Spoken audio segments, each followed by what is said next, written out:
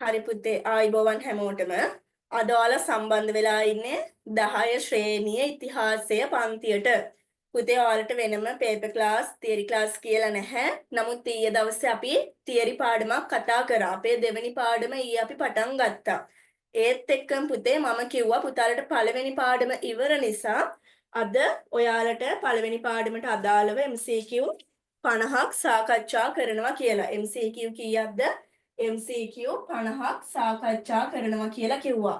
අද ඔයාලා සම්බන්ධ වෙලා ඉන්නේ ඒ කියන ප්‍රෝග්‍රෑම් එකට. පැහැදිලිද? MCQ 50ක් අද අපි ඔන්න සාකච්ඡා කරන්නයි යන්නේ. මේ වෙනකොට පුතාලා print out අරගෙන තියෙන්නේ පේපර් එකක් නේද?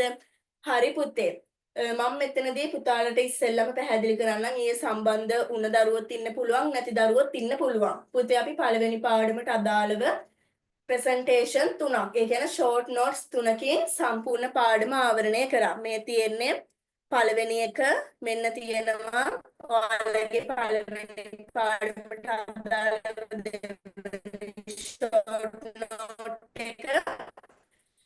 ඒ වගේම පුතාලට මේ තියෙනවා පළවෙනි පාඩමට අදාළව තුන්වෙනි ෂෝට් නෝට් එක. පුතේ ඊට පස්සේ අපි පළවෙනි පාඩම සම්පූර්ණයෙන්ම ඉවර කළා. ඉවරයි මේ වෙනකොට. පළවෙනි පාඩම හරි. ඒකට ප්‍රශ්න 50ක් සාකච්ඡා කරන්න. තේරුණාද? MCQ 50ක් සාකච්ඡා කරන්නේ. පුතේ මාව පැහැදිලිව ඇහෙනව නේද ඔයාලට? මාව කැඩි කැඩිද ඇහෙන්නේ නෑ නේද? ටක් ගාලා මැසේජ් එකක් දාන්න මාව කැඩි කැඩිද ඔයාලට ඇහෙන්නේ කියලා. මොකද අද මෙහෙට වහිනවා. මම ඒකමයි මේ ටිකේ හවස මේ හරි ක්ලියර් ඇහෙනව නේද? හවස ක්ලාස් එක කරන්න අකමැති. ඊයේත් ඒකයි මම උදේවරුව දාලා කරේ. නමුත් ඔයාලට ඉස්කෝලේ පන්ති වැඩිලා තියෙනවනේ සමහර දරුවන්ට. ඒ නිසා තමයි ඔන්න අද හවස් සරුවට ගත්තේ. නැත්තම් සිග්නල් ප්‍රශ්න ගොඩක් දරුවෝ අදත් මැසේජ් දාලා තියෙනවා කරන්ට් එක නැහැ. ගොඩක් පැතිවලට වැහැලා. ඒ ප්‍රශ්න තිබුණා. හරි කමක් නැහැ. රෙකෝඩින් එක බලන්න පුතේ ක්ලාස් එකට සම්බන්ධ වෙන්න බැරි වුණ දරුවෝ ටික. හරි පුතේ අපි පළවෙනි පාඩම සාකච්ඡා කරලා ඉවර කරා. ඔන්න අද ඒ පාඩමට අදාළව අපි MCQ 50 සාකච්ඡා කරනවා. එතකොට පළවෙනි පාඩමට අදාළව පුතේ පින්තූර පොතත් අපි කතා කරලා ඉවරයි. අපි ක්‍රමවේදයකට අනුව තමයි පන්තිය ඉස්සරහට යන්නේ. ඉස්සෙල්ලම පාඩම සාකච්ඡා කරනවා. ඊට පස්සේ පාඩමට අදාළ පින්තූර ටික. මොකද පුතේ O level paper එකේ දෙවෙනි කොටස ගත්තාම පළවෙනි ප්‍රශ්නේ තියෙන පින්තූර අධ්‍යයනය. පුතාලා ඒක හොඳට ඔලුවට දාගෙන ඉන්න ඕනේ පොයින්ට් එකක්. පින්තූර ටික ලියා ගන්න බැරි වුණොත් අත්හරින ප්‍රශ්න වගේ නෙමෙයි. අනිවාර්ය ප්‍රශ්නයක් පින්තූර අධ්‍යයනය කියලා කියන්නේ. පැහැදිලිද? ඒක අනිවාර්යයෙන්ම පුතේ කරන්න ඕනේ. ඒ නිසා පළවෙනි පාඩමේ ටියුට් එක. ඒ කියන්නේ නිබන්ධනය. මේ තියෙන පුතේ පළවෙනි පාඩමට අදාළ නිබන්ධනය. පැහැදිලිද? මෙන්න මේ නිබන්ධන තමයි පුතේ අපි ක්ලාස් එකේදී කරන්නේ. ඔයාලට පාඩම් කරන්න පහසු වෙන්න ලස්සනට නිබන්ධනයක් පාඩම පටන් ගන්නකොටම හැමෝටම හම්බ වෙනවා. පැහැදිලිද? ඊට පස්සේ ඒක ඉවරුණාට පස්සේ පුතේ පළවෙනි පාඩමට අදාළ මේ කියන පින්තූර පොත පුතාලට ලැබෙනවා. ඇයි ඒ පින්තූර අධ්‍යයනයත් ඒත් එක්කම සිද්ධ කරන්න ඕන නිසා. දැන් පළවෙනි පාඩමේ පළවෙනි පාඩමත් ඉවරයි, පින්තූර පොතත් ඉවරයි. ඊයේ පුතේ අපි පටන් ගත්ත දෙවනි පාඩම ශ්‍රී ලංකාව ජනාවාස වීම කියන පාඩම පටන් ගත්තා. ශ්‍රී ලංකාවේ ජනාවාස. මේක ප්‍රධාන මාතෘකා කිහිපයක් ඔස්සේ යනවා කියලා අපි කතා කරා. ඒකේ ප්‍රාග්-ඓතිහාසික යුගයේ පුතේ අපි කතා කරා නේද? ප්‍රාග්-ඓතිහාසික යුගයේ මානවයාගේ ජීවන රටාව වෙනකන් අපි කතා කරා. කතා කළා එතනින් නවත්තලා අද ටියුට් එකට එනවා නෙමෙයි. මම කිව්වා පළවෙනි පාඩමට අදාළව MCQ 50ද සාකච්ඡා කරලා ඉවර කරනවා. රචනා ප්‍රශ්නත් පුතේ සාකච්ඡා කරනවා ඉදිරි දවසකදී. මොකද පුතාලව MCQ වලට වගේම රචනා ප්‍රශ්න වලට හුරු කරන්න ඕනේ. අද ගොඩක් ළමයින්ගෙන් ආව මැසේජ් එකක් තමයි පුතාලා බලන්න දැන් channel එක follow කරලානේ තියෙන්නේ. ඔයාලගේ අයියලා අක්කලාගේ අදහස් channel එකේ අද ගොඩක් දානවා. තේරුණාද? මැසේජ් ගොඩක් එනවා. තව බලපු නැති මැසේජස් තියෙනවා පුතාලගේ අයියලා අක්කලාගේ. ඔක්කොම කියන්නේ විනාඩි 20න්. තේරුණාද? විනාඩි 20න් MCQ 40 ඉවරයි. ඒ තරම් ප්‍රැක්ටිස් කරා පුතේ. ඒ කියන්නේ දැන් හිතන්න ඔයාලා මේ MCQ 50 කරන්නේ ඔයාලගේ පළවෙනි පාඩමට අදාළව විතරයි. නමුත් පළවෙනි පාඩමෙන් අහන්නේ උපරිම O level paper එකේ ප්‍රශ්න දෙකයි. දෙකයි හොත් තුනයි. තේරුණාද? එක පාඩමකින් එක ප්‍රශ්නයයි වෙන්න පුළුවන්. නමුත් පුතාලා ප්‍රශ්න ගණනාවකට හුරු කරනවා. ඒ හුරු කෙරුවහම මොකද වෙන්නේ? කොහෙන් ආවත් පුතාලට ඒ ප්‍රශ්නේ කරගන්න පුළුවන් වෙනවා. එතකොට අද ඔයාලගේ අයියලා අක්කලාට ගිහිල්ලා තියෙන්නේ විනාඩි 20යි. දැන් හිතන්න පුළුවන් නේ ඔයාලට විනාඩි 20ෙන් භාගයට භාගයක් වැරදි ඇති කියලා නැහැ පුතේ. එයාලගේ සමහර දරුවන්ගේ 40න් 40යි. අපි පන්තිය තුලදිම ඔක්කොම ටික කරලා යවුවේ. සමහර දරුවන්ගේ 40න් 39යි 38යි. බොරු නම් බලන්න channel එක follow කරලා එයාලගේ අදහස් එහෙම් පිටින්ම මම දාලා තියෙන්නේ. ඇයි ඔයාලව මේ විදිහට ප්‍රැක්ටිස් කරන්නේ? විභාගෙට ගියාට පස්සේ පුතාලට ටෙස්ට් දෙක වහගෙන උනත් ඉරි ටික ගහන්න පුළුවන්. ඒ තරම් ප්‍රැක්ටිස් කරනවා. කොහොමත් ඔයාලගේ ලොකු බැච් එක කියන්නේ අයියලා අක්කලා යන්න කලින් MCQ 2000කට වැඩිය අපි මේ මාස 3 කරලා ගිය MCQ 2000කට වැඩිය. හිතන්න කොච්චර ප්‍රමාණයක්ද කියලා. තනිකර හම්බෙන්නේ MCQ පොත් පුතේ. තේරුණාද? ඔයාලත් 11 වසරේට ගියාම එහෙම තමයි. MCQ පොත් ඔයාලට හම්බෙන්නේ කරන්නේ MCQ 300 500 ඒ වගේ පොත් පිටින් තමයි කරන්නේ. දැන් ඔය MCQ 50නේ. ඔයාලව පුතේ නිතරම පුරුදු කරනවා විභාගෙට. ඒ වගේම කාලය කළමනාකරණය කර ගැනීම. තාම පටන් ගත්තේ නැහැ. තාම ඔයාලා පොඩිනේ 10 වසරට ආව විතරයිනේ. දැන් මොනේ නැහැ. නමුත් පාඩම් දෙක තුනක් ඉදිරියට යනකොට මම පුතාලව හුරු කරනවා කාලය කළමනාකරණය කරගෙන කොහොමද ලියන්නේ කියලා. තේරුණාද? පන්තිය තුල අනවශ්‍ය කතා බහ නැහැ පුතේ. ඔයාලට ඒ කියලා කම්මැලි කමකුත් නැතුව ඇති. විහිළු කතා කියන්නේ නැහැ. තේරුණාද? ඒ කියන්නේ කාලයනේ වටින්නේ. ඒ වුණාට පුතාලට මේකේ ඉන්නකොට පැය දෙක යනවා තේරෙන්නෙත් නැහැ. ඒකත් හොඳට ඔළුවට ගන්න. මොකද ෂෝට් නෝට් ප්‍රෝග්‍රෑම් තියෙනවා. තනිකරම දැන් ෂෝට් නෝට් එක හරහා පුතාලව පුරුදු කරන්නේ ඉතිහාසයට විතරක් නෙවෙයි. ඔයාලගේ අනිත් සබ්ජෙක්ට් වලට අදාළවත් කොහොමද කරුණු මැනේජ් කරගන්නේ? ඒ කියන්නේ කරුණු කොහොමද කළමනාකරණය කරගන්නේ? හැමදේම පුතේ ෂෝට් නෝට් ප්‍රෝග්‍රෑම් වලදී කියලා දෙනවා ඔයාලට. ඒකට සම්බන්ධ වුණු දරුවෝ දන්නව ඇති. පැහැදිලිද? හරි. දැන් පුතේ දෙවනි පාඩමට අදාළවත් අපි කරන්න පටන් ගත්ත මේ තියෙන දෙවනි පාඩමට අදාළ පුතාලගේ ටියුට් එක. මේකත් පුතාලට මම දීලා තියෙන්නේ. මේකේ අපි කතා කරා කොතනට එනකන්ද? ජීවන රටාව වෙනකන් කතා කරා. ඊළඟ අහරුවාද අපිට කතා කරන්න තියෙන පුතේ ආහාර රටාව ගැන. මේකට අදාළ පින්තූර පොත මම පුතාලට දීලා තියන්නම් පුතේ. ඒක print out කරලා තියාගන්න. හරි. අද අපි එනවා පුතේ මොකද්ද? ඔන්න තියෙනවා. MCQ paper එකක් නේද? පළවෙනි paper එක. පුතේ මේ papers ටික ඔයාලා පිළිවෙලට එකතු කරගන්න. පින්තූර පොත් ටික වෙනම එකතු කරගන්න, ටියුට්ස් ටික වෙනම එකතු කරගන්න. ඊට පස්සේ papers ටික වෙනම එකතු කරගන්න. ෆයිල් 3ක් තියාගන්න. තේරුණාද? නැත්නම් පින්තූර පොත් ටිකයි papers ටිකයි එක ෆයිල් එකේ දාගත්තත් කමක් නැහැ. පුතාලට පහසු විදිහක්. ඊට පස්සේ සිතියන් ටික ලකුණු කරනකොට සිතියන් ටික වෙනම තියාගන්න. මේක පුතේ 11 වසරේ අවසානයේ වෙනකම් පුතාලට වටිනවා. අයින් කරන්න බෑ. දැන් 10 වසර ඉවරයිනේ කියලා 11 වසරට අඩිය තිබ්බ ගමන් 10 වසර ටික අයින් කරන්න බෑ. මොකද 10 වසරෙන් 150ක් එනවා එක්සෑම් එකට. 11 වසරෙන් 150ක් එනවා. පැහැදිලිද? ඒ හින්දා කොයිම වෙලාවකවත් 10 වසරේ ඒවා ටික පයින් ගහලා අයින් කරන්න ඔයාලට හැකියාවක් නැහැ. 9 වසරේ ටික අයින් කරා වගේ. 10 වසර ඔක්කොම මතකේ තියෙන්න ඕනේ 11 වසරේ විභාගෙට යනකොට. හරි. දැන් මම පුතාලට කියන්නම් කොහොමද පේපර් එක කරන්නේ කියලා. තේරුණාද පුතාලා? ඒක තමයි MCQ පේපර් එක කරන්නේ. මට පේනවා දැන් පුතාලා ගොඩක් මැසේජ් දදා ප්‍රශ්න අහනවා chat එකට. මම පුතේ ඒවට ඔක්කොටම පිළිතුරු දෙන්නම්. පුතාලට පේපර් එක කරන්න දීලා. හරි. පුතේ දැන් හැමෝම ගන්න පේපර් එක අතට. තේරුණාද? පේපර් එක අතට ගන්න. මේකේ MCQ ප්‍රශ්න කීයක් තියෙනවද? MCQ ප්‍රශ්න පුතේ 50ක් තියෙනවා. මේ 50 කිසිම කම්මැලිකමක් නැතුව අපි කරන්න ඕනේ. මේකේ සමහර ප්‍රශ්න එකම ප්‍රශ්නේ දෙතැනක තියෙන්න පුළුවන් ආකාර දෙකකට. ඇයි මේක හදලා තියෙන්නේ මේ වෙනකන් ආපු O level papers වලින් පළාත් papers මන්දාපු ප්‍රශ්න ඔක්කොගෙම තමයි එකතු කරලා මේ පේපර් එක හදලා තියෙන්නේ. තේරුණාද? ඒ හින්දා එකම ප්‍රශ්නේ තැන් දෙකක තියෙන්න පුළුවන්. දැන් එක තැනක වැරදුනොත් අනිත් තැනට යනකොට ඒක වරද්ද ගන්න බෑ. ඒ වගේම තමයි පන්තිය දැන් පටන් ගද්දි ළමයි ප්‍රමාණයක් ඉන්නවනේ. ලොකු ප්‍රමාණයක්. ඒ ප්‍රමාණයම තියාගන්න පුතේ පන්තිය අවසන් වෙනකොටත්. මගදී දාලා යන්න එපා රෙකෝඩින්ග්ස් බලනවා කියලා. තේරුණාද?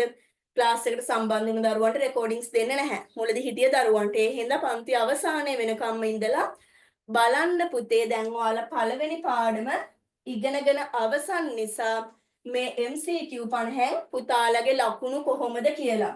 MCQ 50න් ලකුණු 40ට වඩා ගන්න තියෙනවා නම් සුපිරි. තේරුණාද? 40ට වඩා. මොකද ඔයාලා ඉගෙන ගත්ත පාඩමක් නේ. අනික එක පාඩමයි තියෙන්නේ. 45ට එහා ගන්න තියෙනම් ඊට වඩා අමාරු. තේරුණාද? 45ට එහා ගන්න try කරන්න ඔන්න මම ටාගට් එකක් දුන්නා. අපි අවසානයේදී බලමු කවුද ලකුණු වැඩිපුරම අරන් තියෙන්නේ කියලා 50. Taman තුලම තරගයක් තියාගන්න. හරි. මම පුතාලට નિયમિત වෙලාවක් දෙනවා. දැන් වෙලාව 8යි වෙලාව. මම වෙලාව කියන්නම්. පුතාලා පේපර් එක අරගෙන මුල් ප්‍රශ්න 5 විතරක් කරන්න. මුල් ප්‍රශ්න 5 විතරක් කරන්න පුතේ. පළවෙනි ප්‍රශ්න 5. අපි ටිකින් ටික කරගෙන යමු. ඔක්කොම එකපාර කරන්න ඕනේ නැහැ. මුණත් ඔයාලට බෝරින් වෙනවා මේක. තේරුණාද? එහෙම ඕනේ නැහැ. මාත් එක්ක සාකච්ඡා කර කර ඉදිරියට ප්‍රශ්න ටික කරගෙන යමු. ඉස්සෙල්ලම පුතේ පළවෙනි ප්‍රශ්න 5 කරන්න ඔයාලා. කරන්න පටන් ගන්න. මම ඉන්නවා මෙතන. ගැටලුවක් තියෙයි නම් ඔන්න chat එකට දාන්න පුළුවන්. පළවෙනි ප්‍රශ්න 5 කරන්න පටන් ගන්න. පේපර් එක හම්බුනේ නැති දරුවෝ ඉන්නවනම් ටක් ගාලා chat එකට දාන්න මෙසේජ් එකක්.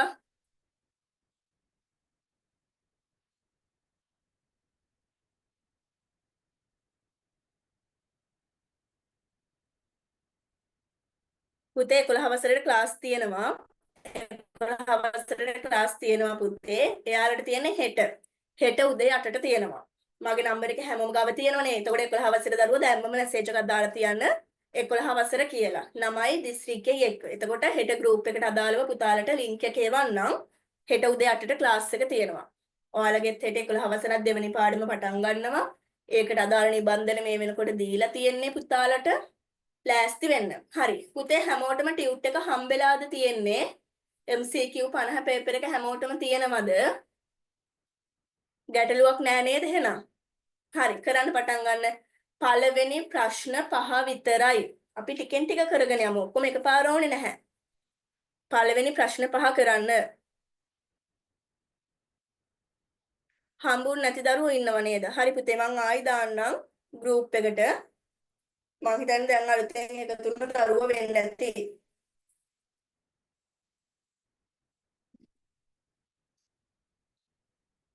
මම පුතේ ආපහු දාන්නම් ගෲප් එකට. ඉක්මනින් ඒක ඩවුන්ලෝඩ් කරගෙන කරන්න පටන් ගන්න.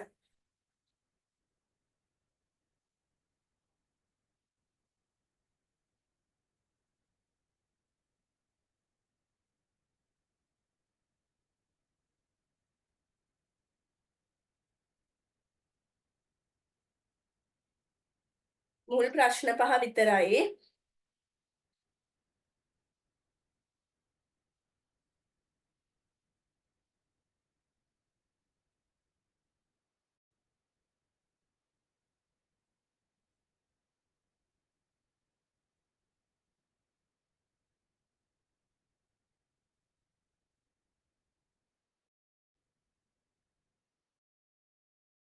උත්සාහ කරන්න පුතේ. පොත් ටික බලන්න නැතුව කරන්න.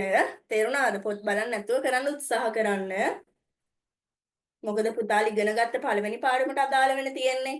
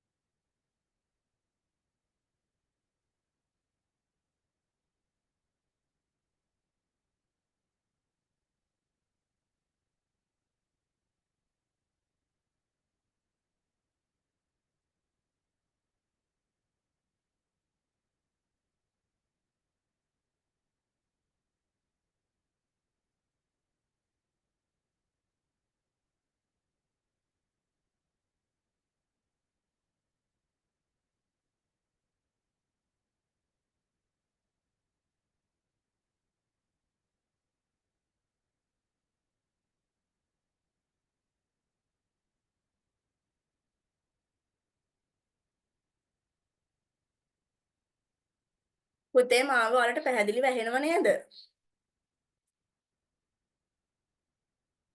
පුතේ මාව ඇහෙනවද කියලා චුට්ටක් කියන්න. සිග්නල් හොඳටම අවුල් පුතේ මං හිතන්නේ මෙහෙට වහින හින්දා මාව ඔයාලට ඇහෙනවද? ඇහෙනව නේද? හරි. මාව පේනව නේද? සමහර ළමයි මැසේජ් දානවා පේන්නේ නැහැ කියලා. පේනවනේ මාව. මෙච්චර ලොකුවට ඉන්න මාව පේන්නේ නැද්ද ඔයාලට? හරි. දැන් අපි සාකච්ඡා කරමු. වෙලාව ඇති. හැමෝම ඉවරයි නේද? පොඩ්ඩ හැමෝම ඉවරයි නේද? පේපර් එක. හරි. අපි සාකච්ඡා කරමු. දැන් ඔයාලා හරි උත්තරේ මොකක්ද? 1ද 2ද 3ද 4ද කියලා ඔන්න chat එකට එවන්න ඕනේ. මම ප්‍රශ්න කියවනකොට ඔයාලා chat එකට එවලා තියන්න ඕනේ ආන්සර් එක. ඔයාලගේ එක. ඒ කියන්නේ ඌව කියලා බය වෙන්න එපා. ඒක මට විතරයි පේන්නේ. ඩිරෙක්ට් මට විතරයි මේ මැසේජ් එක එන්නේ. තේරුණාද? හරි. වැරදි වුණත් හරි වුණත් ප්‍රශ්නයක් නැහැ. බලන්න පුතේ පළවෙනි ප්‍රශ්නය. මහා වංශයේ මුල් කොටස රචනා කරන ලද මහානාම හිමියන් වැඩ වාසය කළේ කුමන අධ්‍යාපන ආයතනයකද? very good. වැස්සක් වහිනා වගේ පිළිතුරු ටික එනවා chat එකට. ගොඩක් හොඳයි. පිළිතුර අංක 1. අනුරාධපුරයේ දික්සන්ද සෙනවියා පිරිවෙන. අනුරාධපුරයේ දික්සන්ද සෙනවියා පිරිවෙන. ඔයාලා ගොඩක් හොඳයි. ඇක්ටිව් ඉන්නවා ක්ලාස් එකේ. මාරු එක දිගටම තියාගෙන යන්න. ওই විදිහටම ආසාවෙන් ඉගෙන ගන්න. එතකොට ඔයාලට එපා වෙන්නේ නැහැ. හරි. අනුරාධපුරයේ දික්සන්ද සෙනවියා පිරිවෙන. ඊට පස්සේ පුතේ පේපර් එක හම්බුන්නේ නැහැ කියලා මැසේජ් දාලා තියෙනවා. මගේ ෆෝන් එකෙන් යන්න බෑ WhatsApp එකටවත්. සිග්නල් ප්‍රශ්න එකයි මම දැන් ඇහුවේ. ඔයාලට මාව Zoom එකේදී හරියට පැහැදිලිව ඇහෙනවද කියලා. පුතේ මම එවන්නම් පුතාලට පේපර් එක. දැනට ස්ක්‍රීන් එකේ පේන ටික කරගෙන යමු අපි. තේරුණා නේද? එවන්න බෑ මේ මට මැසේජ් සෙන්ඩ් වෙන්නේ නැහැ දැම්මට. ඒකයි. දෙවෙනි ප්‍රශ්නේ බලන්න. අනුරාධපුර යුගයේ මුල් කාලීන ශිලා ලිපිවල භාවිතා කර ඇති අක්ෂර හඳුන්වන්නේ මින් කවර නමකින්ද? මුල් කාලයේ ශිලා ලිපිවල පිළිතුර අංක 4 බ්‍රහ්මීය. ඒවා බ්‍රහ්මීය ලිපි කියලාත් පුතේ හඳුන්වනවා. පිළිතුර අංක 4. බලන්න තුන්වෙනි ප්‍රශ්නේ. ලෙන් ලිපි හෙවත් කටාරම් ලිපිවල වැඩි වශයෙන් දැක්වෙන්නේ මොනව පිළිබඳවද? ලෙන් ලිපි හෙවත් කටාරම් වල වැඩි වශයෙන් දැක්වෙන්නේ very good. පිළිතුර අංක 2. ලෙන් සිඳු පුද්ගලයින් ගැනය. ලෙන් සිදු පුද්ගලයින් ගැනය. ඒ ලෙන කවුද නිර්මාණය කරේ? කාටද නිර්මාණය කරලා තියෙන්නේ? මේ වගේ තොරතුරු තමයි පුතේ දැක්වෙන්නේ. බලන්න හතරවෙනි ප්‍රශ්නේ. හතරවෙනි ප්‍රශ්නේ බලන්න. නානක විද්‍යාව විෂයන් පිළිබඳව හදාරනු ලබන්නේ මින් කුමක් පිළිබඳවද? නානක විද්‍යාව විෂයෙන් හදාරන්නේ අපි මොනවා ගැනද පුතේ? පිළිතුර අංක 2 පැරණි කාසි. පැරණි කාසි පිළිබඳව හදාරනු ලබන විෂය නානක විද්‍යාව. ඔය දෙකෙන්ම ප්‍රශ්න අහන්න පුළුවන්. තේරුණාද? very good. පිළිතුර අංක 2 පැරණි කාසි. බලන්න පුතේ ප්‍රශ්න අංක 5. ප්‍රශ්න අංක 5. අනුරාධපුර අවධියේ සිට කෝට්ටේ අවධියේ ආරම්භය දක්වා ඉතිහාසයේ හැදෑරීමේදී උපකාරී වන දේශීය සාහිත්‍ය මූලාශ්‍ර බොහෝමයක් රචනා වී ඇත්තේ කවර අරමුණක් මුල් කරගෙනද? මොන අරමුණින්ද මුල් කාලේ රචනා වෙලා තියෙන්නේ? very good. පිළිතුර අංක 1 ආගමික. පිළිතුර අංක 1 ආගමික. දැන් ලකුණු ටිකක් ටක් ගාලා දාගෙන යන් chat එකට බලන්න කීයද කියලා. 5න් කීයද? ඉක්මනින් දාන්න. very good. 5න් 5යි. 5න් 4 ඉන්නවා මරු. පිට. දැන් වැරදි ටික හදාගන්න වැරදි දරුවෝ ඉන්නවා නම් සමහර අයගේ එකක් වැරදිලා තියෙනවා. ගොඩක් අයගේ 5න් 5යි මරු. දැන් වැරදි ටික මොනවද කියලා හොඳට අවබෝධ කරගෙන ඒක හදාගන්න. හරි පුතේ. දැන් මේ කරපු පාඩමකින් ඉන්නේ අපි කරන්නේ MCQ ටිකේ හින්දා පුතාලට ඔන්න වරද්ද ගන්නත් බෑ. හරි පුතේ 5ට පිළිතුර වෙන්නේ අංක 1 ආගමික. 5ට පිළිතුර අංක 1 ආගමික. හරි පුතේ 6 වෙනි ප්‍රශ්නේ ඉඳලා 10 වෙනි ප්‍රශ්නෙට එනකම් කරන්න. 6 ඉඳලා 10 වෙනකල් ඉක්මනින් ඒකත් කරමු අපි. 6 ඉඳලා 10 වෙනි ප්‍රශ්නේ වෙනකල්.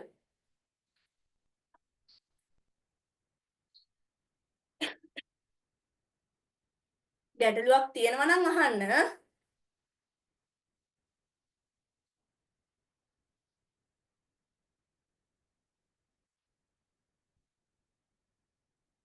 කිසිම කම්මැලි කමක් නැතුව MCQ ටික අද අපි කරමු. තේරුණාද? කම්මැලි කියලා හිතන්නවත් එපා. මොකද ඔයාලා මේ මහන්සි වෙන්නේ O level විභාගෙ වෙනුවෙන්. දැන් ඉඳලම මහන්සි වුණාම අන්තිම මොහොතේ බාගෙට මැරෙන්න ඕනේ නැහැ පුතේ. නැත්තම් අර නිකන් රේස් දුවලා ආපු බල්ලෝ වගේ තමයි. ඊට පස්සේ හති දාගෙන වැඩ කරන්න වෙන්නේ. ඒ හින්දා එහෙම ඕනේ නැහැ. අපි මුලින් ඉඳලම පිළිවෙලට වැඩ ටික කරගෙන යමු. ඊට පස්සේ ඉතින් පුතාලට ස්ට්‍රෙස් වෙන්න ඕනෙත් නැහැ, නිදි මරන්න ඕනෙත් නැහැ. තේරුණාද? අනිත් විෂයන් ටිකත් මේ වගේ හදාගන්න මුලින් ඉඳලම. එතකොට අමුතුවෙන් මහන්සි වෙන්න ඕනේ නැහැ පුතේ. මේ විදිහට හැම දෙයක් මේ කියන්නේ උසස් පෙළ වල කරන්න ගියත් ඊට පස්සේ වැඩිදුර අධ්‍යාපනය ලැබුවා. එදිනදා වැඩ ටික එදිනදා කරන්න. එතකොට ඔයාලව හිර වෙන්නේ නැහැ. අමතර පීඩනයක් එන්නේ නැහැ ඔළුවට. ඊට පස්සේ ගෙදර අයව පේන්නත් බෑ විභාගෙ ලඟ වෙද්දී. මුකුත් බෑ. ගෙදර අයවත් මරාගෙන කන්න යනවා. අත්දැකීම් තියෙනවනේ ඒකයි මං කියන්නේ. එහෙනම් එහෙම වෙන්න එපා. ඔන්න අපි 10 වසරේ ඉඳලම ලස්සනට වැඩ ටික කරගෙන යමු.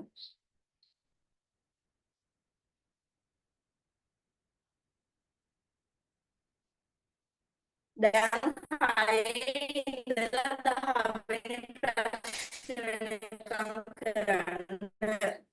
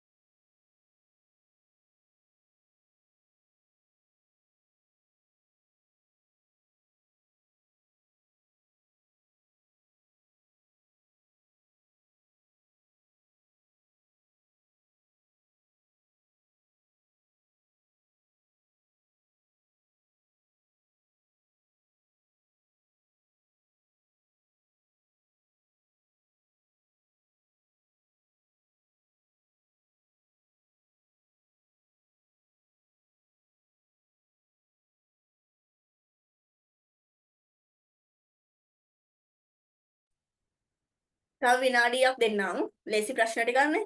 ගොඩක් දරුවෝ කරලා ඉවරයි මේ වෙනකොට. කෝ බලන්න කරලා ඉවර දරුවෝ.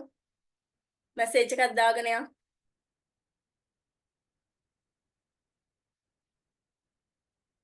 පිට. තව විනාඩියකින් මම සාකච්ඡා කරනවා. ඕන දැන් ඊළඟ අමාරුවාදත් උදේ පුතාලට ක්ලාස් එක තියෙන්නේ උදේ 8ට දෙවනි පාඩමේ ප්‍රාග් ඓතිහාසික යුගයේ ආහාර රටාව ඉඳලා ඔන්න පටන් ගන්නවා. දැන් මුල් ටික ඉවරයි කළා. තේරුණාද මුල් ටික අපි කළා ඉවරයි. ප්‍රාග් ඓතිහාසික යුගයේ ජීවන රටාව වෙනකම් එයාලගේ වාසස්ථාන ගැන හඳුනාගත්තා. ඒ ටික ඉවර කරා. ඊළඟ සතියේ ඉඳලා ආහාර රටාව ඉඳලා ඉදිරියට පාඩම කරගෙන යනවා. ඒ හින්දා ලබන අඟහරුවාද උදේ 8ට සම්බන්ධ වෙන්න. හරි පුතේ අපි සාකච්ඡා කරමු. බලන්න 6 වෙනි ප්‍රශ්නේ. මහා වංශය සුවිශේෂී වන්නේ. ඇයි? chat එකට දාන්න මොකද්ද පිළිතුරු අංක 1ද 2ද 3ද 4ද? පිළිතුර අංක කීයද? එකක් කියනවා දෙකක් කියනවා.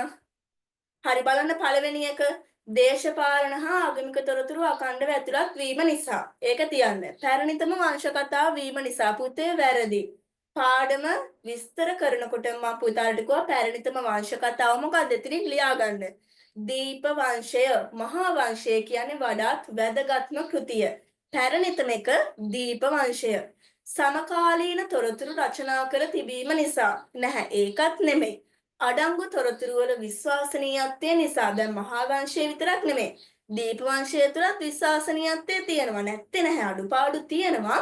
නමුත් තොරතුරු වල විශ්වාසනීයත්වය තියෙනවා. පුතේ මහා වංශයේ සුවිශේෂී වන්නේ දේශපාලනික හා ආගමික තොරතුරු අඛණ්ඩව තියෙන නිසා. මේක අවුරුදු 2500ක් තිස්සේ ලියවුණ අඛණ්ඩ ලිඛිත මූලාශ්‍රයක්. මහා වංශය කියන්නේ පුතේ අඛණ්ඩ ලිඛිත මූලාශ්‍රයක්. මේක තුල ආගමික තොරතුරු විතරක් නෙමෙයි. දැන් දීපවංශය ගත්තාම භික්ෂුන් වහන්සේලා සහ භික්ෂුණී ශාසනය ගැන තොරතුරු තියෙන්නේ. පුතේ නමුත් මහා වංශය ගත්තාම මේකේ දේශපාලනික තොරතුරු ආගමික සමාජ සංස්කෘතික විශේෂයෙන් ආර්ථික තොරතුරු මේ කියන හැම දෙයක්ම අඩංගු වෙනවා. පිළිතුර අංක 1. පිළිතුර අංක 1. බලන්න පුතේ දෙවැනි ප්‍රශ්නය. පුරාවිද්‍යාත්මක කැණීම් වලින් චීන, රෝම, අරාබි හා ඉන්දියානු කාසි ශ්‍රී ලංකාවේ විවිධ ස්ථාන වලින් හමු වී ඇත. මේ අනාවරණය වන වඩාත් වැදගත්ම කාරණාව කුමක්ද? මොකක්ද මේකෙන් අනාවරණය වන වඩාත් වැදගත්ම එක අහන්නේ? ශ්‍රී ලංකාවේ දියුණු ආර්ථික රටාවක් පැවති බව. හරි. ශ්‍රී ලංකාවේ කාසි භාවිතය ප්‍රචලිතව පැවති බව. ඒකත් හරි. ශ්‍රී ලංකාව හා විදේශීය රටවල් සමග දියුණු වෙළඳ සම්බන්ධතා පැවති බව. ඒකත් හරි.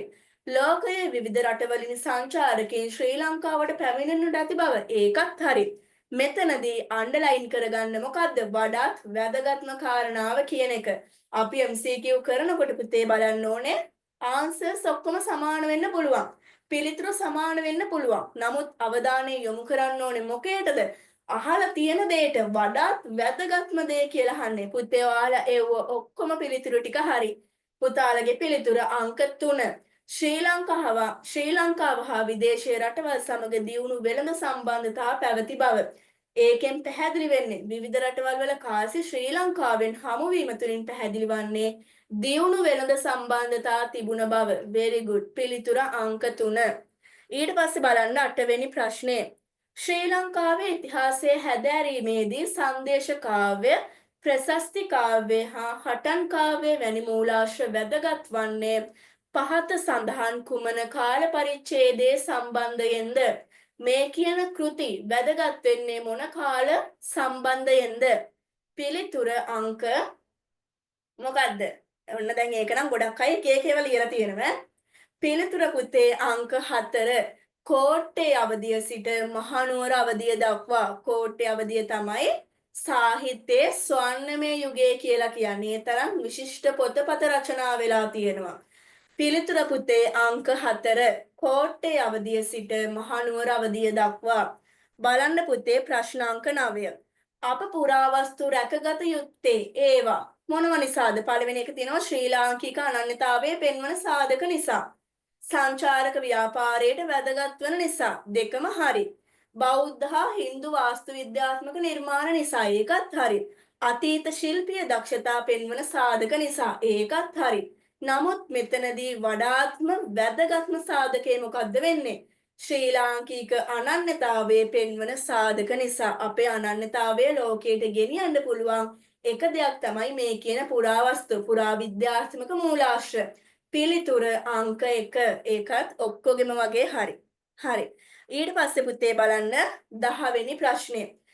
ක්‍රිස්තු වර්ෂ 4 වන ශතවර්ෂයේදී පමණ රචනා කිරීම. දැන් මතක් කරගන්න. ක්‍රිස්තු වර්ෂ 4 දී මොකද්ද රචනා වෙලා තියෙන්නේ? දීපවංශයේද මහා වංශයේද? ওই දෙක ගැනනේ අපි සාහිත්‍ය මූලාශ්‍ර වල කතා කරේ. හරි. දැන් පිළිතුරේ වල ඉවරයි මට. ඊට පස්සේ තොරතුරු කෙටියෙන් දක්වා තිබීම. ඔන්න තියෙනවා අඩුපාඩු. ඇතැම් තොරතුරු කෙටියෙන් දක්වලා තියෙන්නේ.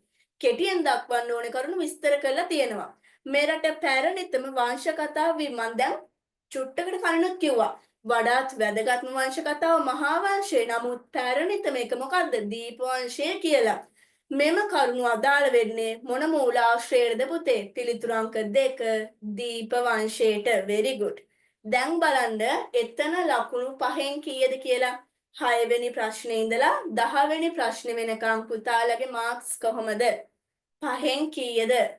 5න් 5 very good. 5න් 4 ඉන්නවා. දැන් 4 ගත්ත දරුවා වැරද්ද හදා ගන්න ඕනේ. හරි. very good. 4යි 5යි අතර ඔන්න හැමෝම ඉන්නවා. හරි. දැන් කරන්න පුතේ 11 වෙනි ප්‍රශ්නේ ඉඳලා 15 වෙනි ප්‍රශ්නේ වෙනකම් 11 12 13 14 15. කම්මැලි නෑ නේද? තේරෙනව නේද කියලා දෙන දේ? කම්මැලි නෑනේ. කාටවත්? හරි. හරි පුතේ කරන්න 11 ඉඳලා 15 වෙනකල් 11 වෙනි ප්‍රශ්නේ ඉඳලා 15 වෙනි ප්‍රශ්න එකක් අපි ඉක්මනින් කරමු. 11 15 පටන් ගන්න. ගැටලුවක් තියෙනවා නම් chat එකට message එකක් දාන්න. අවසානයේ වෙනකම්ම රැඳිලා ඉඳලා බලන්න පුතාලගේ ලකුණු කොහොමද කියලා. 50න් කීයද කියලා මම දුන්න ටාගට් එක පන්නන්න. තේරුණාද? 45 ඊට පස්සේ 40. අපි බලමු ඔයාලා කවුද වින් කරන්නේ කියලා. බලමු අපි වැඩිම ලකුණු කාගේද කියලා. එහෙම කියලා හොර කරන්න බෑ. මම දන්නවා ඔයාලා හොර කරන්නේ නැහැ කියලා.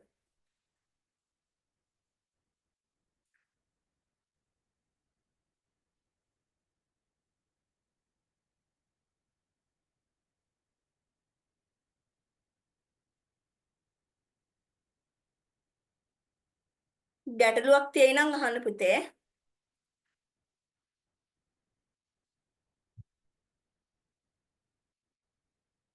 එකොළහ 15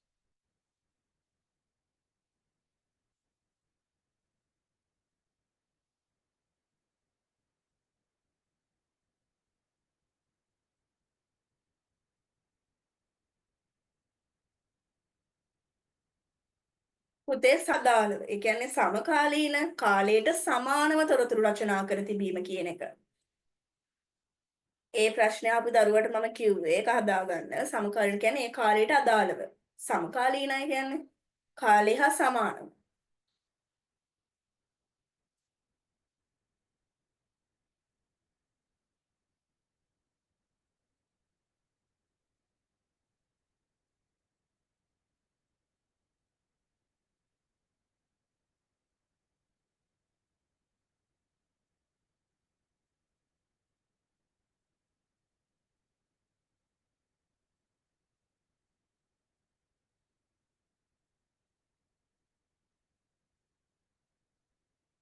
ඉවර දරුවෝ chat එකට දාන්න message එකක් ඉවරයිද කියලා. 11 15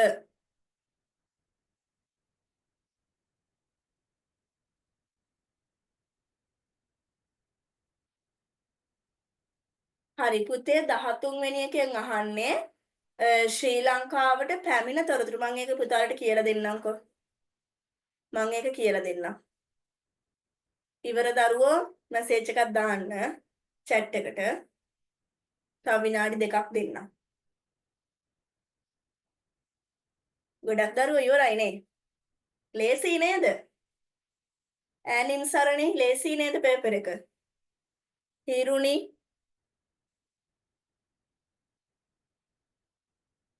මම මේකේ තියෙන නම් වලින් කියන්නේ. කනේ ගොඩක් ලේසි. මොකද පළවෙනි පාඩම විතරයිනේ. දැන් දෙවෙනි පාඩම අවසානයේදීත් පුතාලට MCQ 100ක් වෙන්න පුළුවන් සමහරක් විට. MCQ 100ක පේපර් එකක් වෙන්න පුළුවන්. දැන් දෙවෙනි පාඩම අවසානයේදී. තේරුණාද? හැම පාඩමක් අවසානයේදී මේ පාඩමට අදාළව වැටෙනවා. කියන්නේ අනිවාර්යයෙන්ම වැටෙනවා මේ වගේ short note program එක. short note නෙමෙයි MCQ program එකක්. ඒ වගේම සමහරක් විට අප්‍රේල් මාසයෙන් පස්සේ පුතාලට paper class එකක් වෙනම යන්නත් පුළුවන්. මොකද සිලබස් එකේ ගොඩක් ඉගෙන ගන්න තියෙනවා. එතකොට කාලය මදි. ඒ හින්දා තියරි ක්ලාස් වෙනම පේපර් ක්ලාස් එක වෙනම. ඒ විදිහට වැටෙන්න පුළුවන්.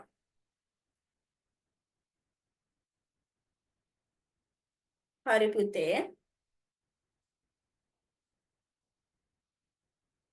මම ඔයාලගේ මැසේජ් වලට මේ හරිය කියන්නේ හන්දේ. තරුෂිකා දාලා තියෙන මැසේජ් එක ඕකේ.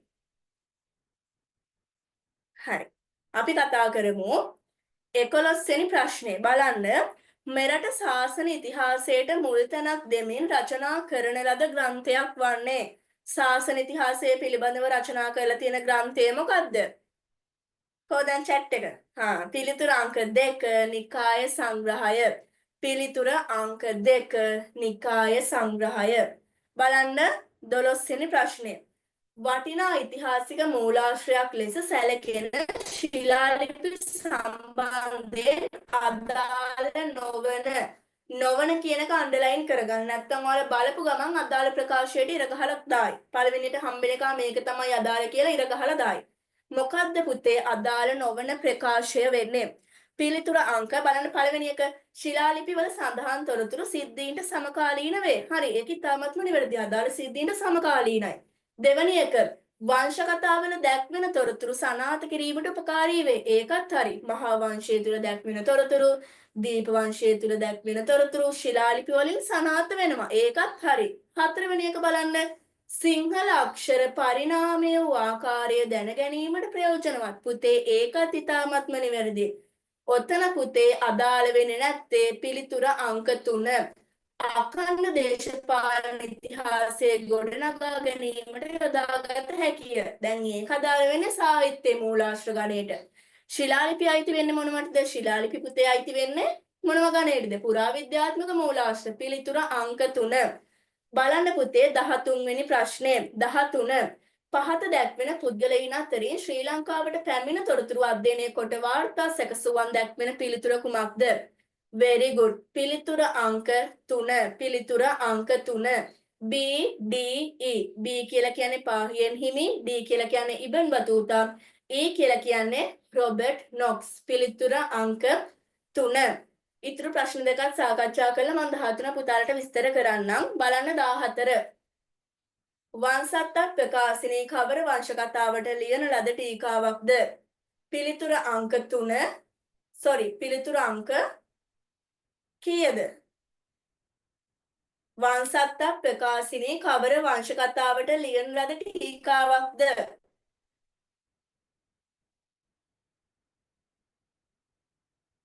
පිළිතුර අංක 3. මහා වංශයේ මුල් කොටස. මහා වංශයේ මුල් කොටස. හරි. පිළිතුර ඔයාලට සමහර දරුවෝ පටල වල ඒවා තිබ්බා. ඒකත් එක්ක ඔයාලා කියන්නේ මොකක්ද කියලා මට හොයාගන්න බැරි වුණා. පිළිතුර අංක 3 මහා වංශයේ මුල් කොටස. එතකොට මහා වංශ ගැටපදේ මොකක්ද?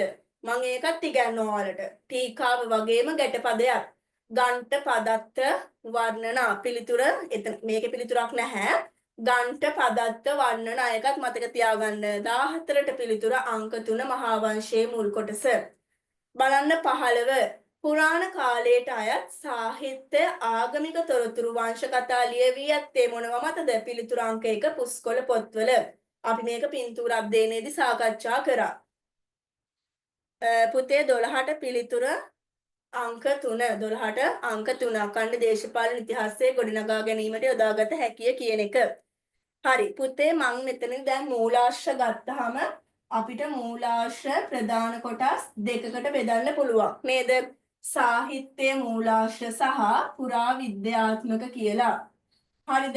දැන් මෙතනදී පුරාවිද්‍යාත්මක ආයි කොටස් තුනකට බෙදෙනවා. කාසි නටඹුන් අභිලේඛන නැත්නම් අභිලේඛන කාසි නටඹුන්. ඊට පස්සේ පුතේ මේ සාහිත්‍ය මූලාශ්‍ර අපිට ප්‍රධාන කොටස් දෙකකට බෙදා ගන්න පුළුවන්. දැන් මාත් එක්ක හිතින් හරි කියන්න. නැත්නම් ගෙදර හැමෝටම හෙන්න හරි කමන්නේ ටැග් හරි කියන්න මොනවද සාහිත්‍ය මූලාශ්‍ර බෙදෙන ප්‍රධාන කොටස් දෙක?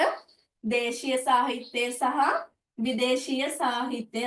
දැන් මේ විදේශීය සාහිත්‍යය ගත්තහම මම මතකද පුතාලට කියලා දුන්නා අවශ්‍ය නම් මේකත් කොටස් දෙකකට අපිට බෙදා ගන්න පුළුවන් කියලා. මතකයිද කියලා දුන්නා?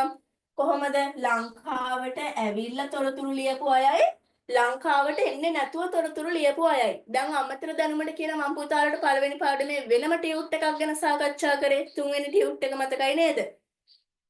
අමතර දැනුමට කියලා ලොකු ප්‍රමාණයක් සාකච්ඡා කරා. එතකොට මම මේ ගැන පුතාලට හොඳට ඒ ගැන විස්තර කරලා දුන්නා. විදේශීය මූලාශ්‍ර කොටස් දෙකකට බෙදන්න පුළුවන් පුතේ. ලංකාවට ඇවිල්ලා තොරතුරු රචනා කරපු අය සහ ලංකාවට එන්නේ නැතිව තොරතුරු රචනා කරපු අය. දැන් මෙතනදී අහන්නේ ලංකාවට පැමිණ තොරතුරු ලියපු අය කවුද කියලා. අනිත් අය ලිව්වේ ලංකාවට ආපු අයගෙන් තොරතුරු අහගෙන සහ ලංකාව පිළිබඳව ලියවිලා තියෙන පොතපත අධ්‍යයනය කරලා. දැන් තේරුණා නේද මේ ප්‍රශ්නේ අහපු දරුවට? හරි. පුතේ 15ට පිළිතුර අංක 1 පුස්කොළ පොත්. පිළිතුර අංක 1 පුස්කොළ පොත්වල. හරි පුතේ දැන් මේක තේරුණා නේද? 13 වෙනි ප්‍රශ්නේ දැන් ගැටලුවක් නැහැ නේද? ඉක්මනට මැසේජ් එකක් දාන්න.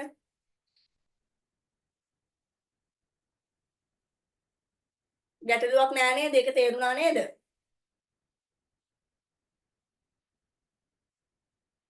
හරි. ගැටලුවක් නැහැනේ. හරි. පුතේ දැන් 16 ඉඳලා 20ට වෙනකම් කරන්න. අපි ඊට පස්සේ බලමු දැන් 15න් 15ම හරි කාගේද උමට දැන් දානවා. 15න් 15ම හරි අය. very good. අපි අවසානයේදී බලමු ලකුණු. දැන් අපි 5න් 5 කවුන්ට් කරගෙන යමු. පුතේ 13ට ආන්සරයක පිළිතුර 3 B D E. B කියන්නේ පාහියන් හිමි, D කියන්නේ ඉබන් බතුතා, E කියන්නේ රොබර්ට් නොක්ස්. පිළිතුර අංක 3. හරි. දැන් 16 ඉඳලා 20ට එනකල් කරන්න. 16 ඉඳලා 20 වෙනි ප්‍රශ්නෙට එනකම් ඉක්මනින් කරන්න.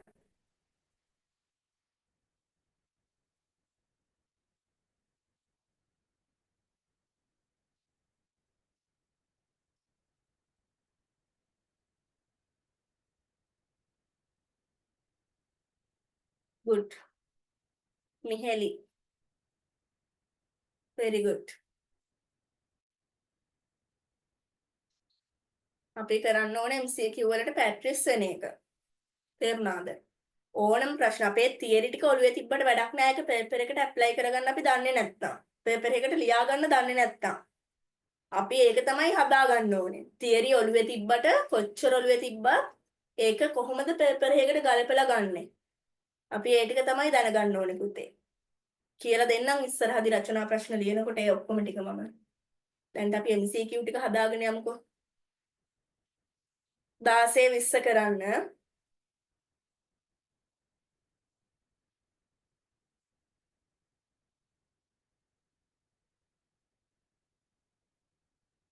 මේකේ නම් ප්‍රශ්න දෙක තුනක්ම තියෙනවා හිතලා කරන්න පුළුවන් ඒවා. මේකට තියරි දැනුම අවශ්‍ය නැහැ. හිතලා කරන ප්‍රශ්න තියෙනවා සාමාන්‍ය දැනීම ප්‍රශ්න.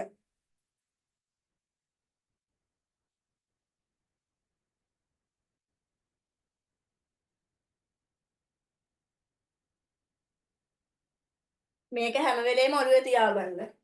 දීලා තියෙන කවුන්ට් එක 45 40. ඔළුවේ තියාගෙන ගේම ගහන්න.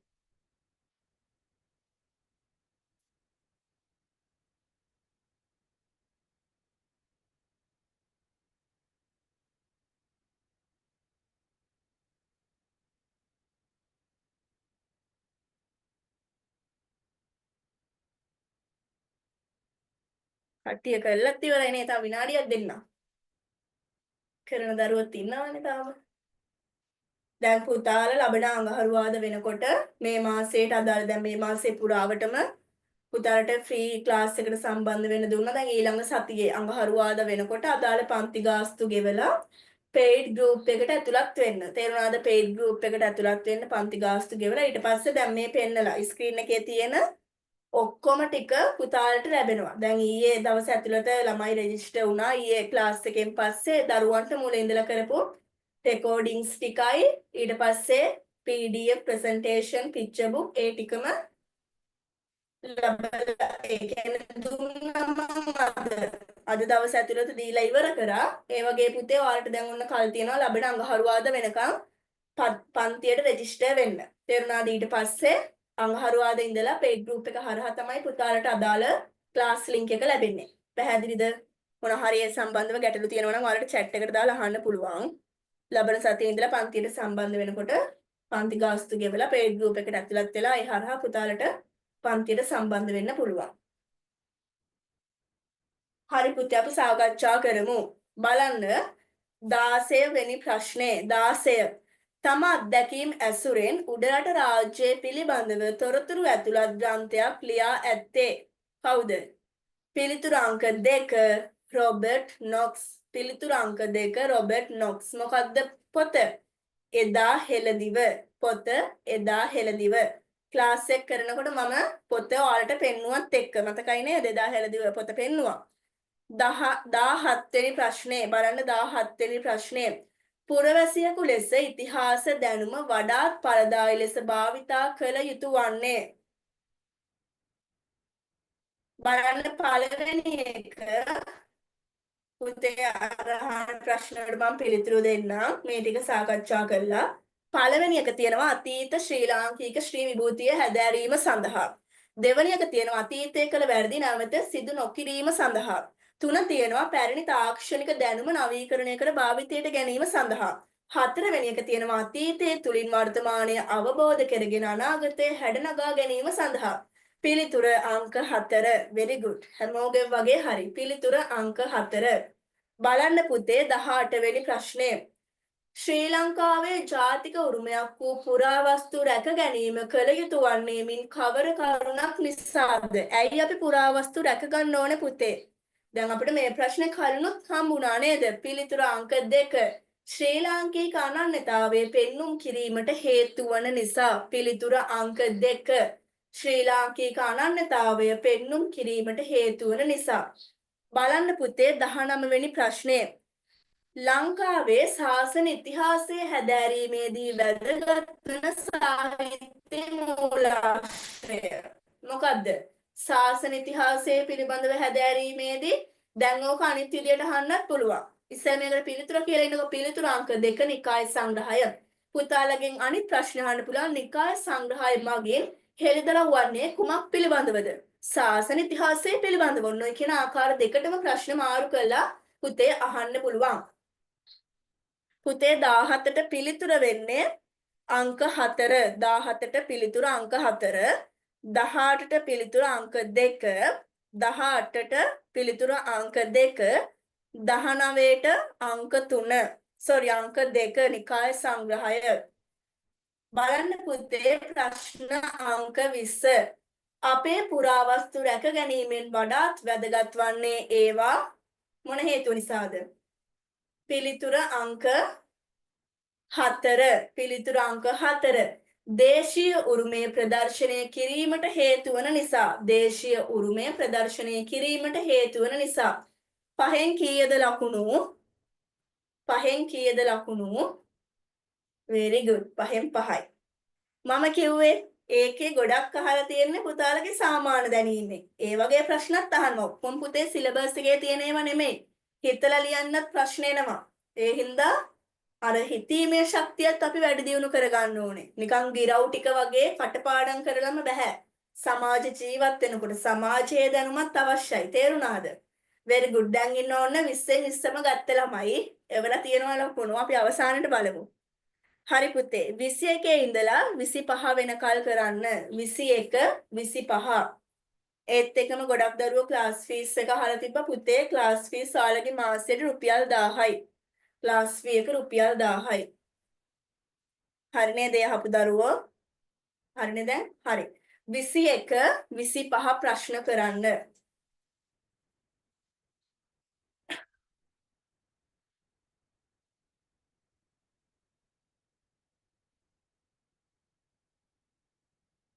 පුතේ අදාළ ටියුට්ස් මම පුතාලට PDF දෙනවා print out ගන්න.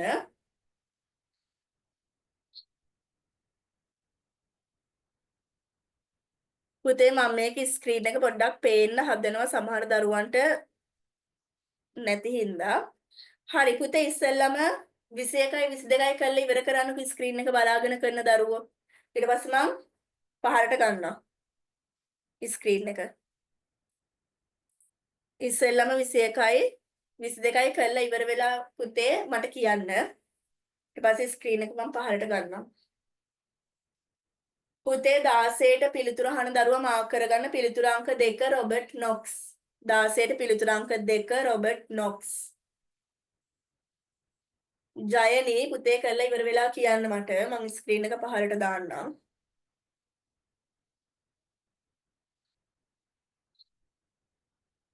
ගොඩාක් චූටි කරත් ඔයාලට බලන්න අමාරුයි. ඒකයි.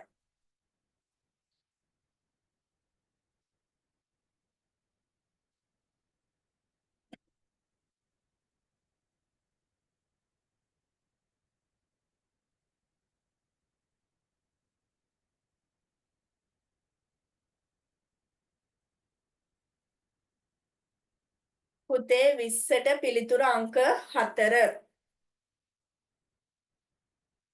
20ට පිළිතුර අංක 4. හරි ඔන්න දැන් 23 24 25 ප්‍රශ්න ටිකක් පේනවා. ඒ ටිකත් කරන්න. පුතේ 10 වසර පටන් අරගෙන ලොකු කාලයක් නැහැ. තාම අපි දෙවෙනි පාඩමේ ඉන්නේ. දෙවෙනි පාඩම මුල් කොටස. දෙවෙනි පාඩමේ මුල් කොටසේ අපි ඉන්නේ තාම. පුතාලට පළවෙනි පාඩමට අදාළව ප්‍රසන්ටේෂන් ටික ඊට පස්සේ නිබන්ධන පින්තූර පොත් රෙකෝඩින්ග්ස් ඒ ටික ගන්න පුළුවන්. කරලා ඉවර දරුවෝ චුට්ටක් ඉමු අනිත් අය ඉවර වෙනකන්.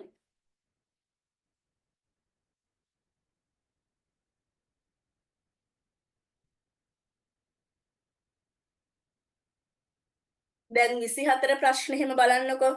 මම කිව්වේ ව්‍යුහගත ප්‍රශ්න එනකොට ලකුණු 4 ප්‍රශ්නයකට ලකුණු 3 ප්‍රශ්නයකට ඕක අහන්න පුළුවන් කියලා. ඉතිහාසය හැදෑරීමේදී සාහිත්‍ය මූලාශ්‍ර අධ්‍යයනය කරනකොට සැලකිලිමත් වෙන්න ඕනේ කරුණු 4. කටපාඩම් කෙරෙව්වා පාඩම කරනකොට. ඇයි ඒ?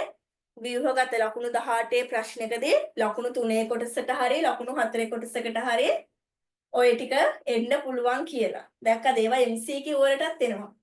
ලියන්න වගේ MCQ වලටත් එනවා. ඔව් පුතේ පින්තූර පොතුත් දෙනවා. හැම පාඩමක් අවසානයේදීම පින්තූර පොත් ටික සාකච්ඡා කරනවා. ඔයාලට print out ගන්න තියෙන පොත් ලොකු පොත් නෙමෙයි. පිටු ලොකු ප්‍රමාණයක 30ක 40ක එහෙම ඒවා නෙමෙයි. පිටු 5යි 6යි එහෙම ටියුට්ස් තියෙන්නේ.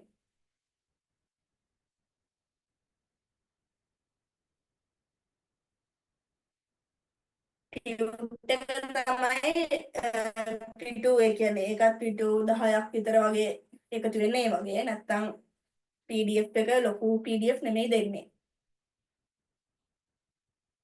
හරිද පුතේ වෙලාව ඇතිද? ඉවරයි නේද?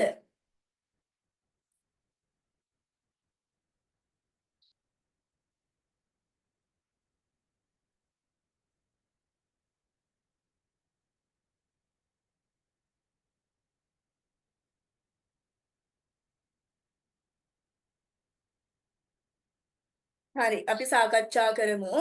බලන්න ප්‍රශ්න අංක 21.